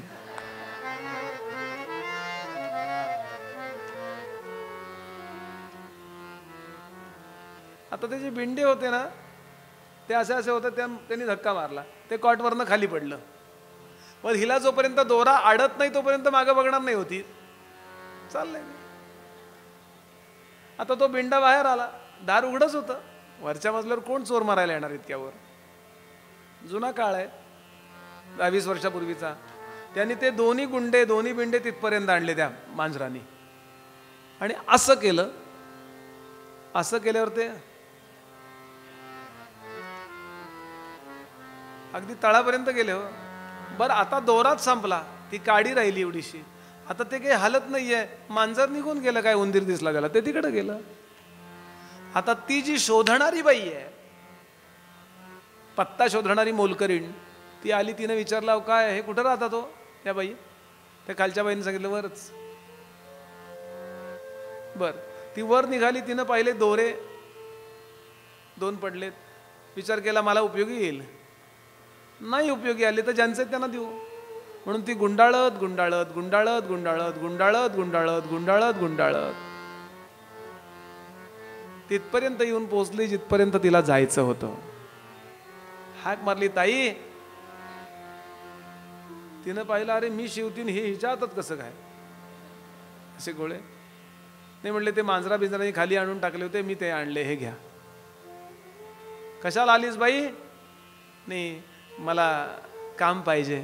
तुम्हाला कामवाली बाई पाहिजे, मी इथे त्याकरता आली आहे. तिचंही काम झालं आणि हिचंही काम झालं एक्झॅक्टली. एवढासा ग्लास घ्या, एवढासा तांब्या घ्या, एवढासा माणूस घ्या, एवढंसं पद घ्या, एवढीशी वस्तू घ्या, एवढासा विचार घ्या, आणि गुंडाळत गुंडाळत सुतावरून स्वर्ग म्हणतो ना, अन्वयानं तुम्ही तिथपर्यंत जा. कुठल्याही वस्तूकडे माणसाकडे पहा आणि त्याच्यात परमात्मा पहा. आणि नाथ महाराजांची ही दृष्टी आहे.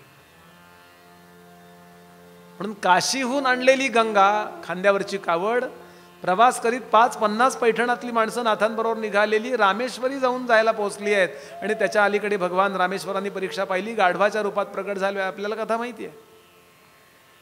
पटकन नाथ महाराज धावले, गाढवाचं तोंड असं मांडीवर घेतलं आणि पाणी भडभड भडभड ओतलं.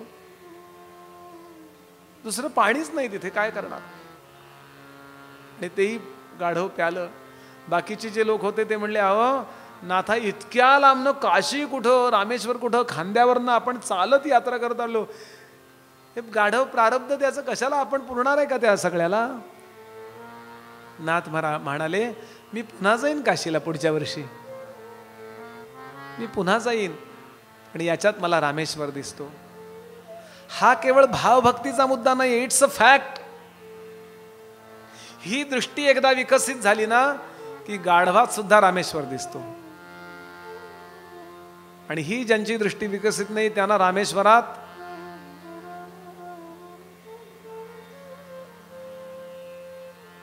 किती जडवृत्ती असावी आणि किती प्रगत वृत्ती असावी हे आपण ठरवावं. अशी जागा सांगा मला जिथे भगवंत नाही आहे. अशी जागा सांगा मला, कुठे नाही आहे तो. गालिब नावाचा एक कवी मशिदीत बसून दारू पीत होता. तिथल्या मुजाहिदानं त्याला उचलला, चाल बाहेर बाहेर चलो, या शराब पीना मना है. त्या गालिबचा शेर आहे, मुजाहिद शराब पीने दे मस्जिद में बैठकर, नहीं तो ऐसी जगह बता जहां खुदा नहीं है. हे डायलॉग माराय करता नाहीये, हे जीवनामध्ये जगण्याकरता आहे.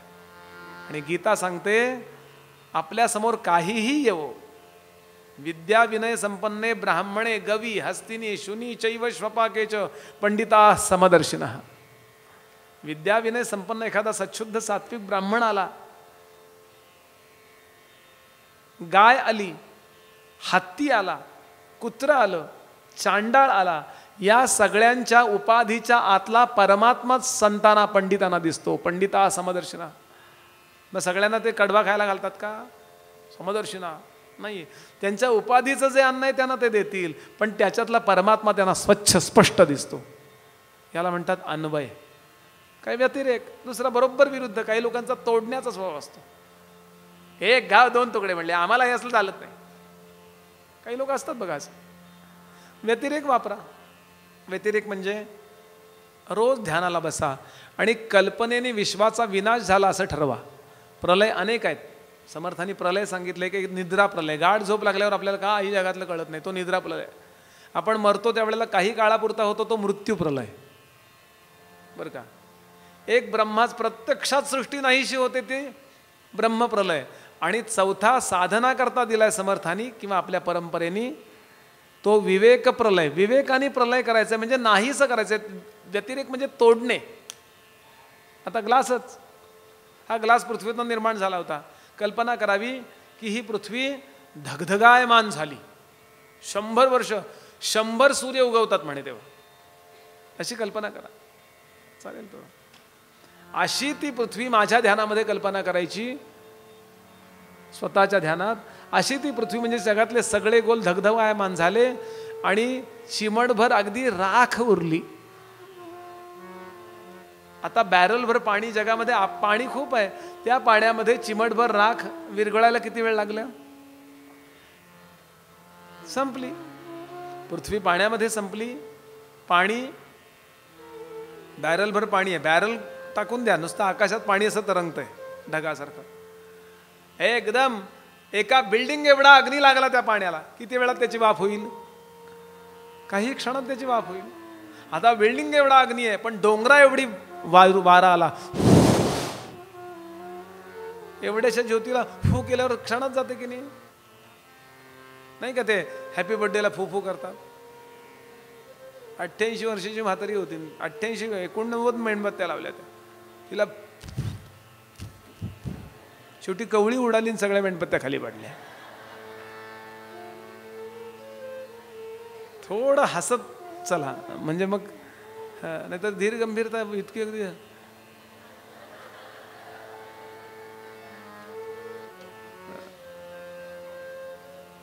डोंगरा एवढा अग्नी एका बिल्डिंग एवढ्या मोठ्या ज्योतीला कसा सहज विझवेल, कल्पना करा या. आणि त्या वाऱ्याने केल्यानंतर अग्नी विझून गेला. वारा आकाशामध्ये विरून जातो. आपण उदबत्ती लावतो की नाही, उदबत्ती म्हणजे ध्यान आहे. उदबत्तीत पृथ्वी असते, पाण्याने ती अशी अशी केलेली असते. उदबत्तीत पाणी आहे, उदबत्तीत पृथ्वी आहे. ती पृथ्वी जळल्यानंतर आकाशामध्ये कुठं गेली हो, काडी सकट कुठं गेली, विरून गेली की नाही आकाशात. उदबत्ती म्हणजे व्यतिरेक आहे, लक्षात घ्या. तसा वारा आकाशात, इतका मोठा आकाश आहे त्यात थोडासा वारा विरून गेला. आकाशातला अंधारही संपला आणि उजेडही संपला. कल्पना करता येते का बघा. अंधार संपला आणि उजेड संपला तर मग काय काय उरेल हो, याची कल्पनाच करता येत नाही बघा. दिशा संपल्या आणि काळ संपला, कल्पना करता येते का बघा. कल्पना जर करू शकलात ना तर आपल्याला समाधीच लागते. आपण म्हणाल बुवा अशी कल्पना करता येईल का, मी आपल्याला विचारतो. गाढ झोप लागली आपल्याला, झोप लागल्यानंतर आपल्याला अंधाराचा अनुभव येतो का उजेडाचा अनुभव येतो.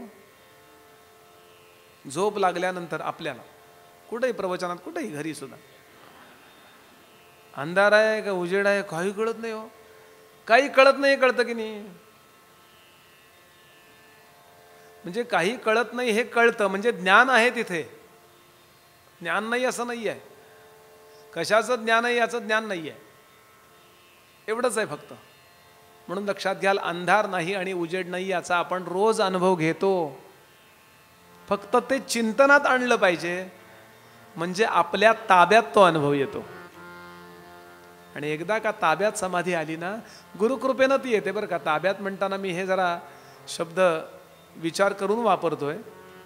आपल्याकडून जेवढं करणं शक्य आहे ना तेवढं आपण करीत जावं आणि मग सद्गुरू एक वेळ अशी येते. आकाश तत्वापर्यंत म्हणजे शून्यापर्यंत आपण जातो आणि शून्याच्या पुढे सद्गुरू आपल्याला वरच्या वर्गात ढकलला. इथे गुरुकृपा लागते बरं. हे गुरुकृपेशिवाय होत नाही. गुरु किंवा देव, भगवान सांगतात असतो ते मद अनुग्रहात, माझ्या अनुग्रहानेच हे जाणलं जातं. पण ॲटलिस्ट एवढी तर आपण तयारी केली पाहिजे की नाही. नाथांचं विंचू नावाचं पद आहे बघा. सगळं अज्ञान जात जात जात एक असं असतं तरी सुद्धा डंख मारलाय ना तिथे जरा किंचित राहिली फुणफुण शांत केली जनार्दने. म्हणून याकरता सरेंडर व्हायचं आहे. गोंदवलेकर महाराजांना विचारलं, नाम गुरुकडनं क्या घ्यावं, गुरुकडनं कायची गरज काय आहे. ते म्हणाले, नामानं जर तुम्ही उद्धरलात तर त्या उद्धाराच्या आड काय येतं, आम्हाला येतच होतं हो. हा अहंकार उद्धाराच्या आड येतो. म्हणून म्हणाले नाम गुरुकडनं घ्यावं, म्हणजे ते सुद्धा त्यांनी दिलं होतं. ज्यानं माझा उद्धार झाला ते सुद्धा त्यांनी दिलं होतं. ही शरणागती म्हणाले ब्रह्मज्ञानाकरता उपयुक्त आहे. म्हणून गुरुकडून ज्ञान घ्यावं. नाही तर श्रीराम जयराम आम्हाला माहिती आहे हो, रामकृष्णारी माहिती आहे नाही. सांगण्याचा भाव असा, भगवान सांगतात हे जर तू केलंस तर फार एक आवृत्ती करून ठेवतो रमण काका तुमच्याकरता. परवाच मी प्रवचनाला गेलो होतो एक 15 दिवसापूर्वी माझ्या गुरुजींच्या, आणि झटकन मी आत्तापर्यंत कधी 20 वर्षात न ऐकलेला श्लोक त्यांच्या मुखात न ऐकला. यस्मिन सर्वम यतस सर्वम यस सर्वम सर्वतश्च यः यश्च सर्वमयो नित्यम तस्मै सर्वात्मने नमः. अर्थ सांगणार नाही आहे, अन्वय व्यतिरेकाकरता मी हा श्लोक पटकन लिहून घेतला. म्हटलं थांबा लिहून घेतो. मधलं आकाश बघा, पंखा बघा, माणसं बघा, खुर्ची बघा, सतरंजी बघा, हॉल बघा, पृथ्वी बघा, चंद्र बघा. बघा म्हणजे विचार करा. गुरुला 85 चंद्र आहेत बघा. हे आकाशगंगा बघा, अशा अनंत आकाशगंगा बघा, अशा अनंत आकाशगंगा ज्या आकाशामध्ये तरंगतायत ते आकाश बघा. ते आकाश सुद्धा ज्यातून निर्माण झालं ते परमात्मा तत्व आहे आणि ते तुमच्या माझ्यामध्ये अनुस्यूत आहे. त्याच्यामुळं बुद्धी विचार करते, त्याच्यामुळं डोळ्यांना दिसतं, त्याच्यामुळं डोळ्यांना दिसत नाही हे दिसतं. त्याच्यामुळं कानाला ऐकू येतं वा ऐकू येत नाही हे कळतं. ते तत्व, परमात्म तत्व शेवटी मी आहे. मी मन नाही, मी बुद्धी नाही, मी देह नाही, मी प्राण नाही, हे सगळं माझं आहे, मला वापरायला मिळालंय. मी ते ऑब्जेक्ट आणि सब्जेक्ट याच्या दृष्टीनं ते सगळे ऑब्जेक्ट आहेत, मन इत्यादी सुद्धा, आणि मी सब्जेक्ट आहे. आणि सब्जेक्ट जेव्हा सब्जेक्टमध्ये येऊन थांबतो त्यावेळेला लागतं ते ध्यान. भगवान सांगतात याचा विचार नेहमी करावा, सतत करावा. बाकीच्या उपासना करता करता हा विचार सोडू नये. परिणाम असा होतो की कधी ध्यान लागलं कळत नाही हो. शुकदेवजी म्हणाले, राजा यानंतरचा श्लोक फलश्रुती आहे तेवढा सांगतो आणि आजची कथा आटोपण्याकडे वळूया. एतन्मतम समातिष्ठ अन्वय व्यतिरेकाभ्याम. अन्वय म्हणजे जोडणे, जोडून विश्वामध्ये ब्रह्म पाहणे. आणि व्यतिरेक म्हणजे हे जर नाहीसं झालं तर कशात जाईल याच्या कल्पना करत करत करत ते परमात्मा तत्व, एक अविनाशी तत्व राहील, ते मी आहे याचा अनुभव घेणं व्यतिरेक. अन्वय व्यतिरेकाभ्याम यत्स्यात् सर्वत्र सर्वदा एतन्मतम समातिष्ठ. या मतावरती जो समातिष्ठ होतो, निश्चय होतो. आणि खरं म्हटलं तर परमार्थामध्ये हा निश्चय होणं, आत्ता आपला जन्मोजन्मीचा मी देह आहे असा निश्चय झाला, याला देहबुद्धी म्हणतात. इथे आत्मा आहे हा निश्चय करणं. तुकाराम महाराज म्हणाले, निश्चयाचे बळ तुका म्हणे हेची फळं. निश्चय काय होईल? एतन्मतम समातिष्ठ परमेण समाधिना भवान ब्रह्मदेवा. भवान म्हणजे आपण. कल्पविकल्पेषु, कल्पविकल्प गेले, कितीही काळ गेला तरी न विमोह्यती करही चित्त. कधी विमोहित होणार नाहीस ब्रह्मदेवा. आणि निर्माता हा विमोहित नसावा तरच निर्मिती चांगली करू शकतो. उदाहरण सांगतो आणि हा मुद्दा थांबूया. आपण लहानपणी गाडीतून प्रवास करता करता, बसमधून, गाडीतून, रस्ता लांब सरळ आहे किंवा वळण आहे, तर एका विशिष्ट प्रसंगी आपल्याला मृगजळ दिसलं बघा. मला लहानपणी बसमध्ये जाताना ड्रायव्हरच्या सीटवर मागं ती जाळी धरून बसायची सवय होती लहान असताना. आई वडील कुठेतरी बसायचे, मी इथे बसतो, मला ड्रायव्हरच्या मागं बसायला आवडतं. आता ती एसटी चालली तर आपल्याला बऱ्याचदा, किंवा कुठलीही बस चालली असेल तर लांबनं मृगजळ दिसतं बघा. असतं का मृगजळ? ज्ञानोबांनी हे उदाहरण दिलंय विश्वाला. मृगजळाचा म्हणाले, त्या नदीचा, मृगजळाच्या नदीचा उगम कुठं झाला हो? आणि ती कुठल्या सागराला मिळते हो? तसं विश्व आहे म्हणाले. आहा, 12 वर्षाचं पोरग आहे हो. 12 ते 15 या 3 वर्षात ज्ञानेश्वरी लिहिली आहे. कुठं शिकायला गेले असतील? काय कल्पना आहे हो या. असं मृगजळ आपल्याला दिसलंय की नाही सगळ्यांना? प्रत्येकाला अनुभव आहे. मृगजळ याचा अर्थ पाणी नसतं, प्रकाशाच्या परावर्तनामुळं आपल्याला पाणी आहे असं वाटतं. प्रश्न माझा असा आहे, आज ज्यांना चांगलं दिसतं त्यांनाही मृगजळ दिसतं की नाही हो? मग तेव्हातनी आता फरक काय आहे? तेव्हा आपल्याला ते खरं पाणी आहे असं वाटलं, आणि आता कळतं हे पाण्याचा भास आहे. भवान कल्पविकल्पेषु न विमुह्यति करहिचित.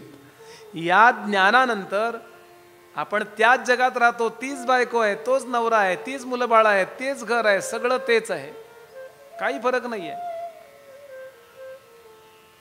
फक्त त्यांनी मोहित होणं बंद झालं. माझा मुलगा नापास झाला, वाईट वाटणं बंद. फर्स्ट क्लास पास आला, फार अति चांगलं वाटणं बंद. त्याचं कल्याण झालं म्हणून चांगलं वाटतंय ते ठीक आहे, पण माझं जी ओव्हर रिॲक्शन होती ना, विमोहित होत होतो, बंद. आणि म्हणून संतांच्या जीवनात चांगल्या वा वाईट गोष्टी घडल्या ना तरी सुद्धा त्यांनी ओव्हर रिॲक्ट होत नाहीत. एकनाथ महाराज मराठीत कीर्तन सांगतात, मराठीत प्रवचन सांगतात, म्हणून त्यांचा खूप शिकलेला मुलगा, त्याचं नाव हरिपंडित.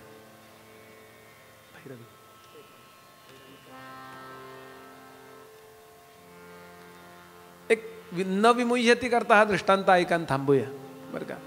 थांबूया म्हटलं ना की असं साक्षात्कार झाल्यासारखाच वाटतं बघा.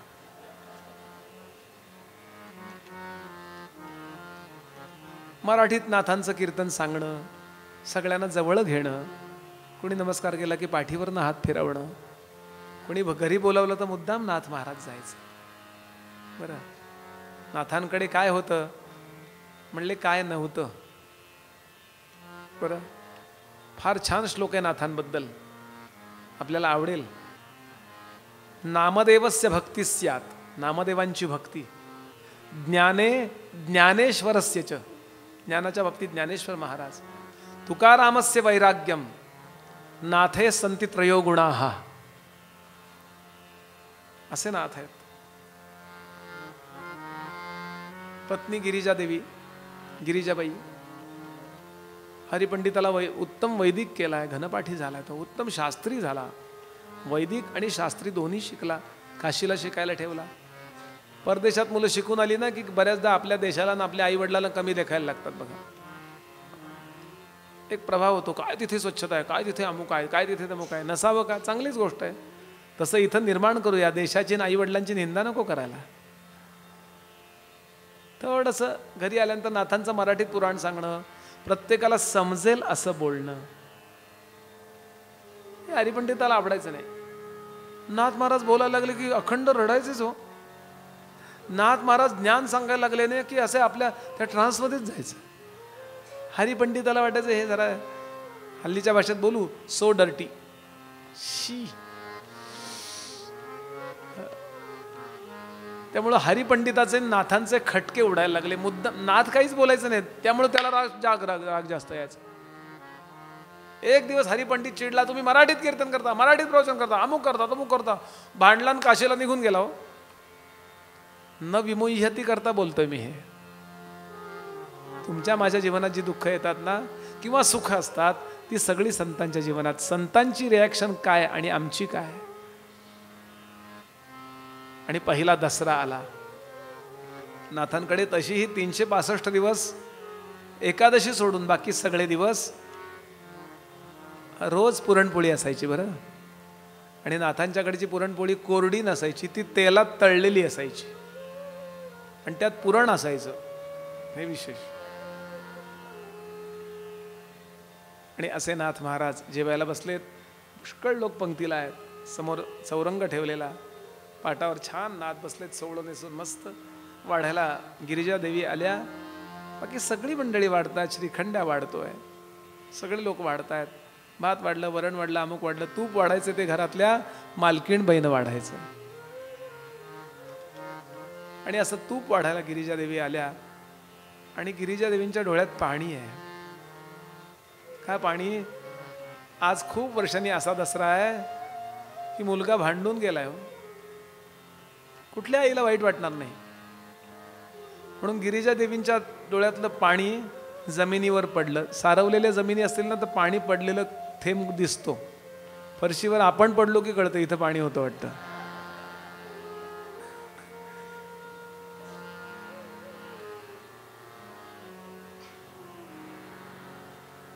आणि डोळ्यात पाणी टचकन पडलं. लक्षात आलं नाथांच्या. काय असतील हो नाथ. हे ऐकून सुद्धा किती बरं वाटतं बघा. कसा असेल प्रपंच. नाथांनी वरती पाहिलं आणि भर पंक्तीमध्ये पत्नीची क्षमा मागितली. गिरिजे, किती मी वाईट बाप आहे ना ग. आपला मुलगा घरातनं निघून गेला, माझ्या हट्टी स्वभावामुळेच गेला ना ग. तुझ्या डोळ्यातल्या पाण्याला, दुःखाला मी कारणीभूत आहे, मला क्षमा कर. भर सगळे गावातले लोक बसतात आणि बायकोची क्षमा मागतायत हो नाथ महाराज. एखादी असती तर काय म्हणली असती, आता काय बोलून उपयोग आहे. गिरिजा देवी काय म्हणाल्या असतील. कसे असतात संतांचे प्रपंच. पटकन डोळे पुसले. सांगितलं नाथा, स्वामी याकरता डोळ्यात नाही पाणी आलं. माझ्या मुलाला तुम्ही कसे आहात हे मी पटवू शकले नाही. मी अशी आई आहे म्हणून तो मुलगा निघून गेला, म्हणून माझ्या डोळ्यात पाणी आलं. काय सर्वार्पण भाव असतो. न विमुह्यती करीचित म्हणजे काय. आसक्तीनं कुठला निर्णय घेतला जात नाही. रामरायांना काल सांगण्यात आलं होतं तुला राज्यपदावर बसायचंय. यौवराजपद म्हणजे याचा अर्थ राज्यपदावरच काही दिवसांनी, यानंतरचा राजा तू. आणि दुसऱ्या दिवशी सांगण्यात आलं की तुला 14 वर्ष वनात जायचंय, काहीही अपराध नाही. काय अपराध आहे रामांचा? शिक्षा म्हणून आहे का? भरताने आल्यावर प्रश्न विचारला आहे वसिष्ठांना, गुरुजी इथून जाताना रामरायांचा माझ्या दादाचा चेहरा कसा होता? वसिष्ठ सांगतात, भरता तुझ्या रामाला सांगण्यात आलं की तुला यौवराज पदाचा अभिषेक होणार आहे. त्यावेळेला रामरायांचा चेहरा जेवढा आनंदी होता तेवढाच आनंदी चेहरा दुसऱ्या दिवशी ज्या वेळेला इथून वनात जावं लागलं त्यावेळेला होता. चेहऱ्यात जराही फरक नाही. रामोद्विर्ना विभाषते, वाल्मिकी रामायणात वर्णन आहे. आई काही माते, अगं याकरता 2 वरांची गरजच नव्हती. तुम्हाला असं जरी म्हणली असतीस ना, भरताला राज्य देन तू वनात जा, अगं वनात तर जायला मला आवडतं, ऋषींचा सहवास मला तुझ्यामुळं मिळाला. न विमुह्यति करहि चित्त. कदाचित त्या प्रसंगापुरता आपण ऍडजस्ट करू स्वतःला. यानंतर भरत जेव्हा भेटायला आलेत त्यावेळेला भरत परत निघतात, ज्या वेळेला सगळा मधला प्रसंग लक्षात घ्या, तेव्हा भरताला शत्रुघ्नाला शपथ घातली आहे रामांनी, भरता तुझ्या आग्रहाकरता मी 14 वर्षांनी परत येईन, तुझा आग्रह म्हणून मी राज्यही ग्रहण करीन, पण माझी एक अट आहे. काय? वाल्मिकी रामायण, सर्वथा रक्ष कैकेयीम मा रोषं कुरुताम प्रत. माझ्या कैकेयी मातेला कोणी जर दुखावलं असं मला कळलं तर मी येणार नाही बरं.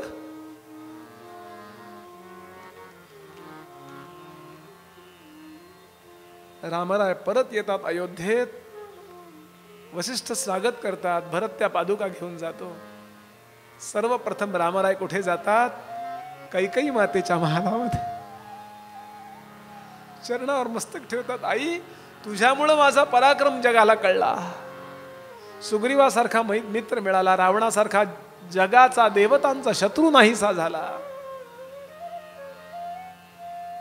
काय असेल हो रामांची पर्सनॅलिटी, काय असेल नाथ महाराज. आणि अजून एक गोष्ट आपल्याला माहिती असली पाहिजे, राम भरताच्या आग्रहाकरता राज्यावर बसतात, पण रामांच्या नंतर रामांचा मुलगा त्या राज्यावर बसला नाही, भरताचा मुलगा राज्यावर बसला. कुशावर्त नगर काढून दिलं, तिथे तू राजा हो, आणि लवा करता लाहोर वसवलं. माझ्या जीवनात कुठल्याही प्रसंगानं स्वार्थानं मी मोहित होता कामा नये आणि माझं कर्तव्य उत्तम करावं याकरता सुद्धा या चिंतनाची गरज आहे. म्हणून दिवसभरात 1 मिनिट तरी विश्वमिथ्या भानावर जात चला. माझे गुरुजी नेहमी सांगतात, विश्व मिथ्या आहे या भानावर 1 मिनिट तरी जात चला, अर्धा मिनिट, 1 क्षणभर तरी.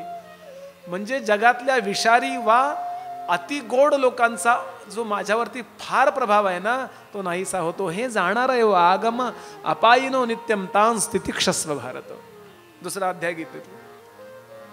ही क्षमता आहे या तत्वज्ञानाची, आणि अशी फिलॉसॉफी आपल्याला जगात कुठं मिळणार नाही हो.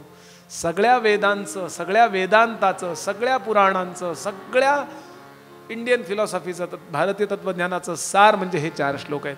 रोज म्हणत जा, जमलं तर मला आठवण करा, विसरलो तर उद्यापासून दुपारच्या सत्रात आपण रोज म्हणू हे, बरं? म्हणजे पाठ होईल ते.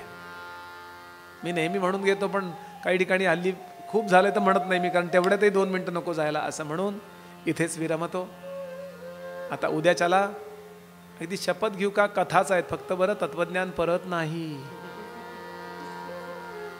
बरं?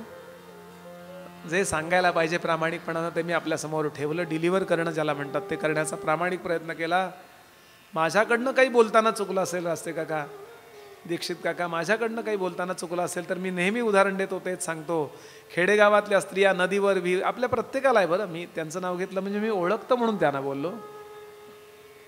खेडेगावातल्या स्त्रिया जेव्हा नदीवर विहिरीवर पाणी भरायला जातात ना, तेव्हा वरनं कचरा येतो, काही कडबा पडलेला असतो, पानं पडलेली असतात. त्या काय करतात, त्या कळशीने असं करतात आणि शुद्ध पाणी भरून घेतात. तसं आपण आपल्या बुद्धिरूपी कळशीनं माझ्या बोलण्यातला काही दोष असेल, कचरा असेल तर तो बाजूला करा आणि यातलं शुद्ध आहे तेवढंच भरून घ्या. आणि यातनं आपली अध्यात्माची तहान भागो. ही 60 उत्तराची कहाणी, 5 उत्तरी सुफळ संपूर्ण. सगळ्यांनी माझ्या पाठोपाठ भागवताची फलश्रुती म्हणा. 1-2 महत्त्वाच्या सूचना द्यायच्यात आपल्याला. माहिती वजा सूचना. उद्या तिबल डोस आहे. 9:30 ते 12:30 आहेच आहे. 4:30 ते 7:30 पण आहे. त्यानंतर काही आरती वगैरे काही विशेष कार्यक्रम आहे ना, दीपोत्सव आहे बरं. आणि त्यानंतर साधारण 8:30 पावणे 9 ते साधारण 10 वाजेपर्यंत डाव्या बाजूला जे बसलेले आहेत माझे मित्र श्री मिलिंद तुळाणकर, हे जागतिक ख्यातीचे क्रमांक 1 जलतरंग वादक आहेत जगामध्ये. परदेशात त्यांचे शिष्य आहेत. आपण इथून गेलात तर नुसतं जलतरंग नुसतं टाकून बघा यूट्यूबवर, त्यांचे किती व्हिडिओज आहेत. त्यांचे परदेशात शिष्य आहेत, अमेरिका इत्यादी सगळ्या ठिकाणी ते अनेकदा जातात बरं. त्यांना अनेक वाद्य येतात, ते उत्तम गातात, पेटी वाजवतात, पण त्यांचा मुख्य करिअरचा विषय जलतरंग आहे. त्याची माहिती ते उद्या देणार. आणि छोटासा 1-1.25 तासाचाच कार्यक्रम या ठिकाणी ते जलतरंग मांडतील. हा कार्यक्रम अटेंड करा. अहो, मला वाटतं 16 साली ओबामा आले होते, त्यावेळेला त्यांना कुठलं वाद्य ऐकवायचं असा प्रश्न पडला, तेव्हा यांचं जलतरंग ऐकवण्यात आलं त्यांना. खूप मोठं काम आहे. उजव्या हाताला त्यांच्याबरोबर नेहमी असतात श्री गणेश तानवडे. त्यांची माहिती उद्या बायोडाटा आपल्याला सांगण्यात येईल. पंडित रामदासजी पळसुले आणि पंडित सुरेश तळवळकर यांचे ते शागिर्द आहेत. खूप मोठा मनुष्य आहे एवढंच सांगतो. उद्या त्यांचा तबला ऐकायलाच आपण. हे आमच्या कीर्तनात प्रवचनात काय असणार आहे बाबा, म्हणजे आमची आपली साधी भजनं. आणि मुद्दाम मी आग्रह केला मिलिंदरावांना, नुसतं जलतरंग म्हणलं मी तुमचं ऐकलंय, एवढा मनुष्य आलाय म्हणला नागपूरहून, तुमची जुगलबंदी आम्हाला ऐकायला आवडेल. हां, आता हे 1.25 तासात कसं जमवायचं तुम्ही बघा. 15 मिनटं तुम्ही, 15 मिनटं तुम्ही, आणि मग तुम्ही दोघं, असं आम्हाला ऐकायला आवडेल. उद्या साधारण 8:30 पावणे 9 ते 10 वाजेपर्यंत. कारण इथलं गेटच 10:15 काहीतरी बंद करतात, कुलूप लावतात. गेलाय मस्त. हां, त्यामुळे 10:15 काय जे असेल ते बघा. आपण आपल्याला छान कार्यक्रम ऐकायला मिळणार आहे. तेव्हा जास्तीत जास्त लोकांनी हाही कार्यक्रम अटेंड करा. एक युनिक प्रोग्राम आहे हा. बाकी आपण गाण्याचे वगैरे कार्यक्रम ऐकतो तेही ऐकूया, पण उद्या हा कार्यक्रम ऐकूया. म्हणजे यांचाही आपल्याला अंदाज येईल हे केवढं मोठं काम आहे. पण भागवताकरता, भगवंताकरता यांची निष्ठा आहे म्हणून कुठे असेल तर ते म्हणाले बुवा भागवताला येऊ आम्ही. बाकी यांची सवाईला बिदागी काय असते आणि इथं काय असते, हां काही नाही. भागवताकरता आम्ही येऊ, तुम्ही द्याल ते प्रसाद म्हणून आम्ही घेऊ, असा यांचा पवित्र भाव आहे. तेव्हा आपण उद्याच्याला यांचा कार्यक्रम ऐकूया. सगळ्यांनी भागवताची फलश्रुती म्हणायची. तेवढ्या वेळात आरती करणाऱ्यांनी पुढं या. एखादा मिनिट असतो, पटकन पुढं या आणि लगेच आरती सुरू करायची. भवे भवे यथा भक्ती पादयोस्तव जायते, पादयोस्तव जायते, तथा कुरुष्व देवेश, तथा कुरुष्व देवेश. नाथस्त्वं नो यत प्रभो, नाथस्त्वं नो यथ प्रभु. नाम संकीर्तनं यस्य, नाम संकीर्तनं यस्य, सर्वपाप प्रणाशनं, सर्वपाप प्रणाशनं, प्रणामो दुःख शमन, प्रणामो दुःख शमन. तन्नमामि हरिं परं, तं नमामि हरिं परम्. अनायासेन मरणं, अनायासेन मरणं, विना दैन्येन जीवनं, विना दैन्येन जीवनं. देहि मे कृपया कृष्ण, देहि मे कृपया कृष्ण. त्वयि भक्तिमचञ्चलां, त्वयि भक्तिमचञ्चलां, त्वयि भक्तिमचञ्चलां, त्वयि भक्तिमचञ्चलां, त्वयि भक्तिमचञ्चलां. त्वयि भक्तिमचञ्चलां.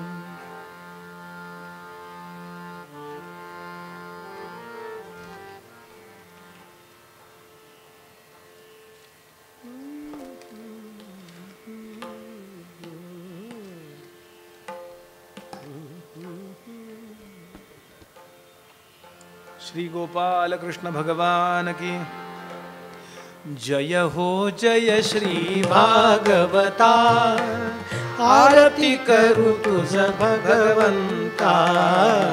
जय हो जय श्री भागवता, आरती करू तुझ भगवंता.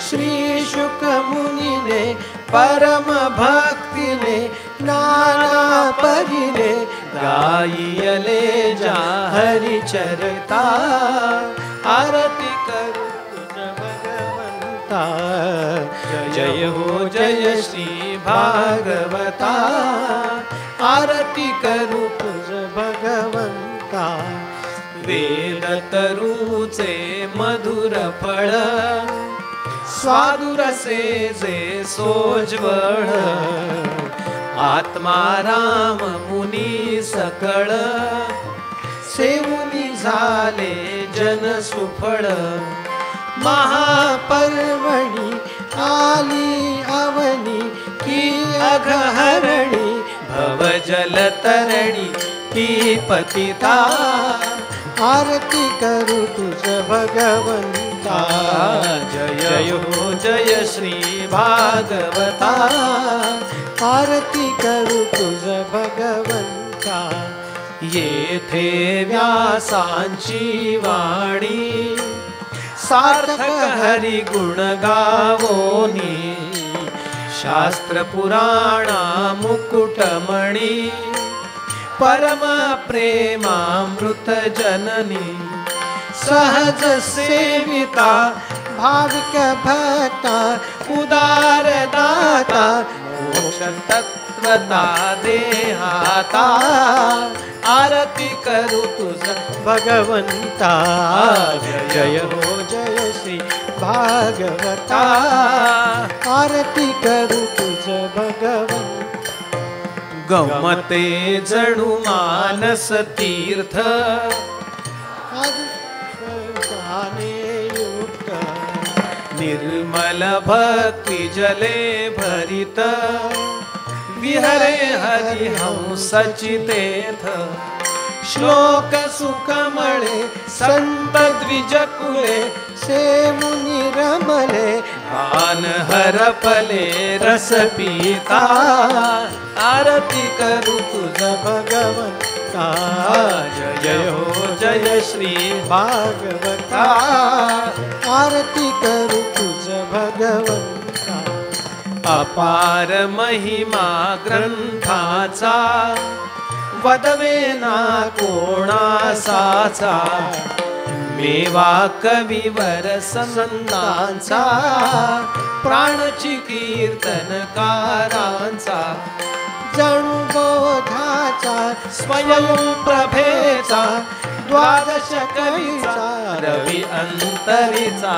तमहरता आरती करू तुझ भगवंता जय हो जय श्री भागवता आरती करू तुझ भगवंता ग्रंथ नवे हा श्री कृष्ण गीते वेदी मन पूर्ण अनन्य होता या शरण खचित टळे जन्म मरण त्रिताप जाती चिरये शांती नाथई वदती कृष्णपदी देई माथा आरती करू तुझ भगवंता जय हो जय श्री भागवता आरती करू तुझ भगवंता हरे राम राम राम हरे हरे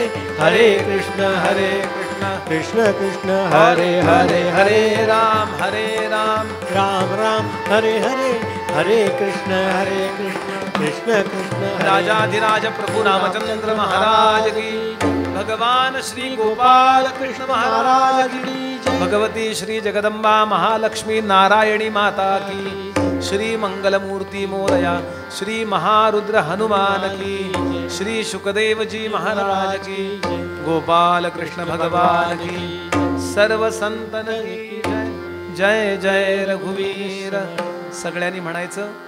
मी हा श्लोक झाल्यानंतर आम्ही जाईपर्यंत एक क्षणभर थांबा आणि मग आपण डिस्पर्स व्हा ही आपल्याला विनंती. सदा सर्वदा योग तुझा घडावा तुझे कारणी देह माझा पडावा उपेक्षू नको गुणवंता अनंता रघुनायका मागणे हेची आता जय जय रघुवीर समर्थ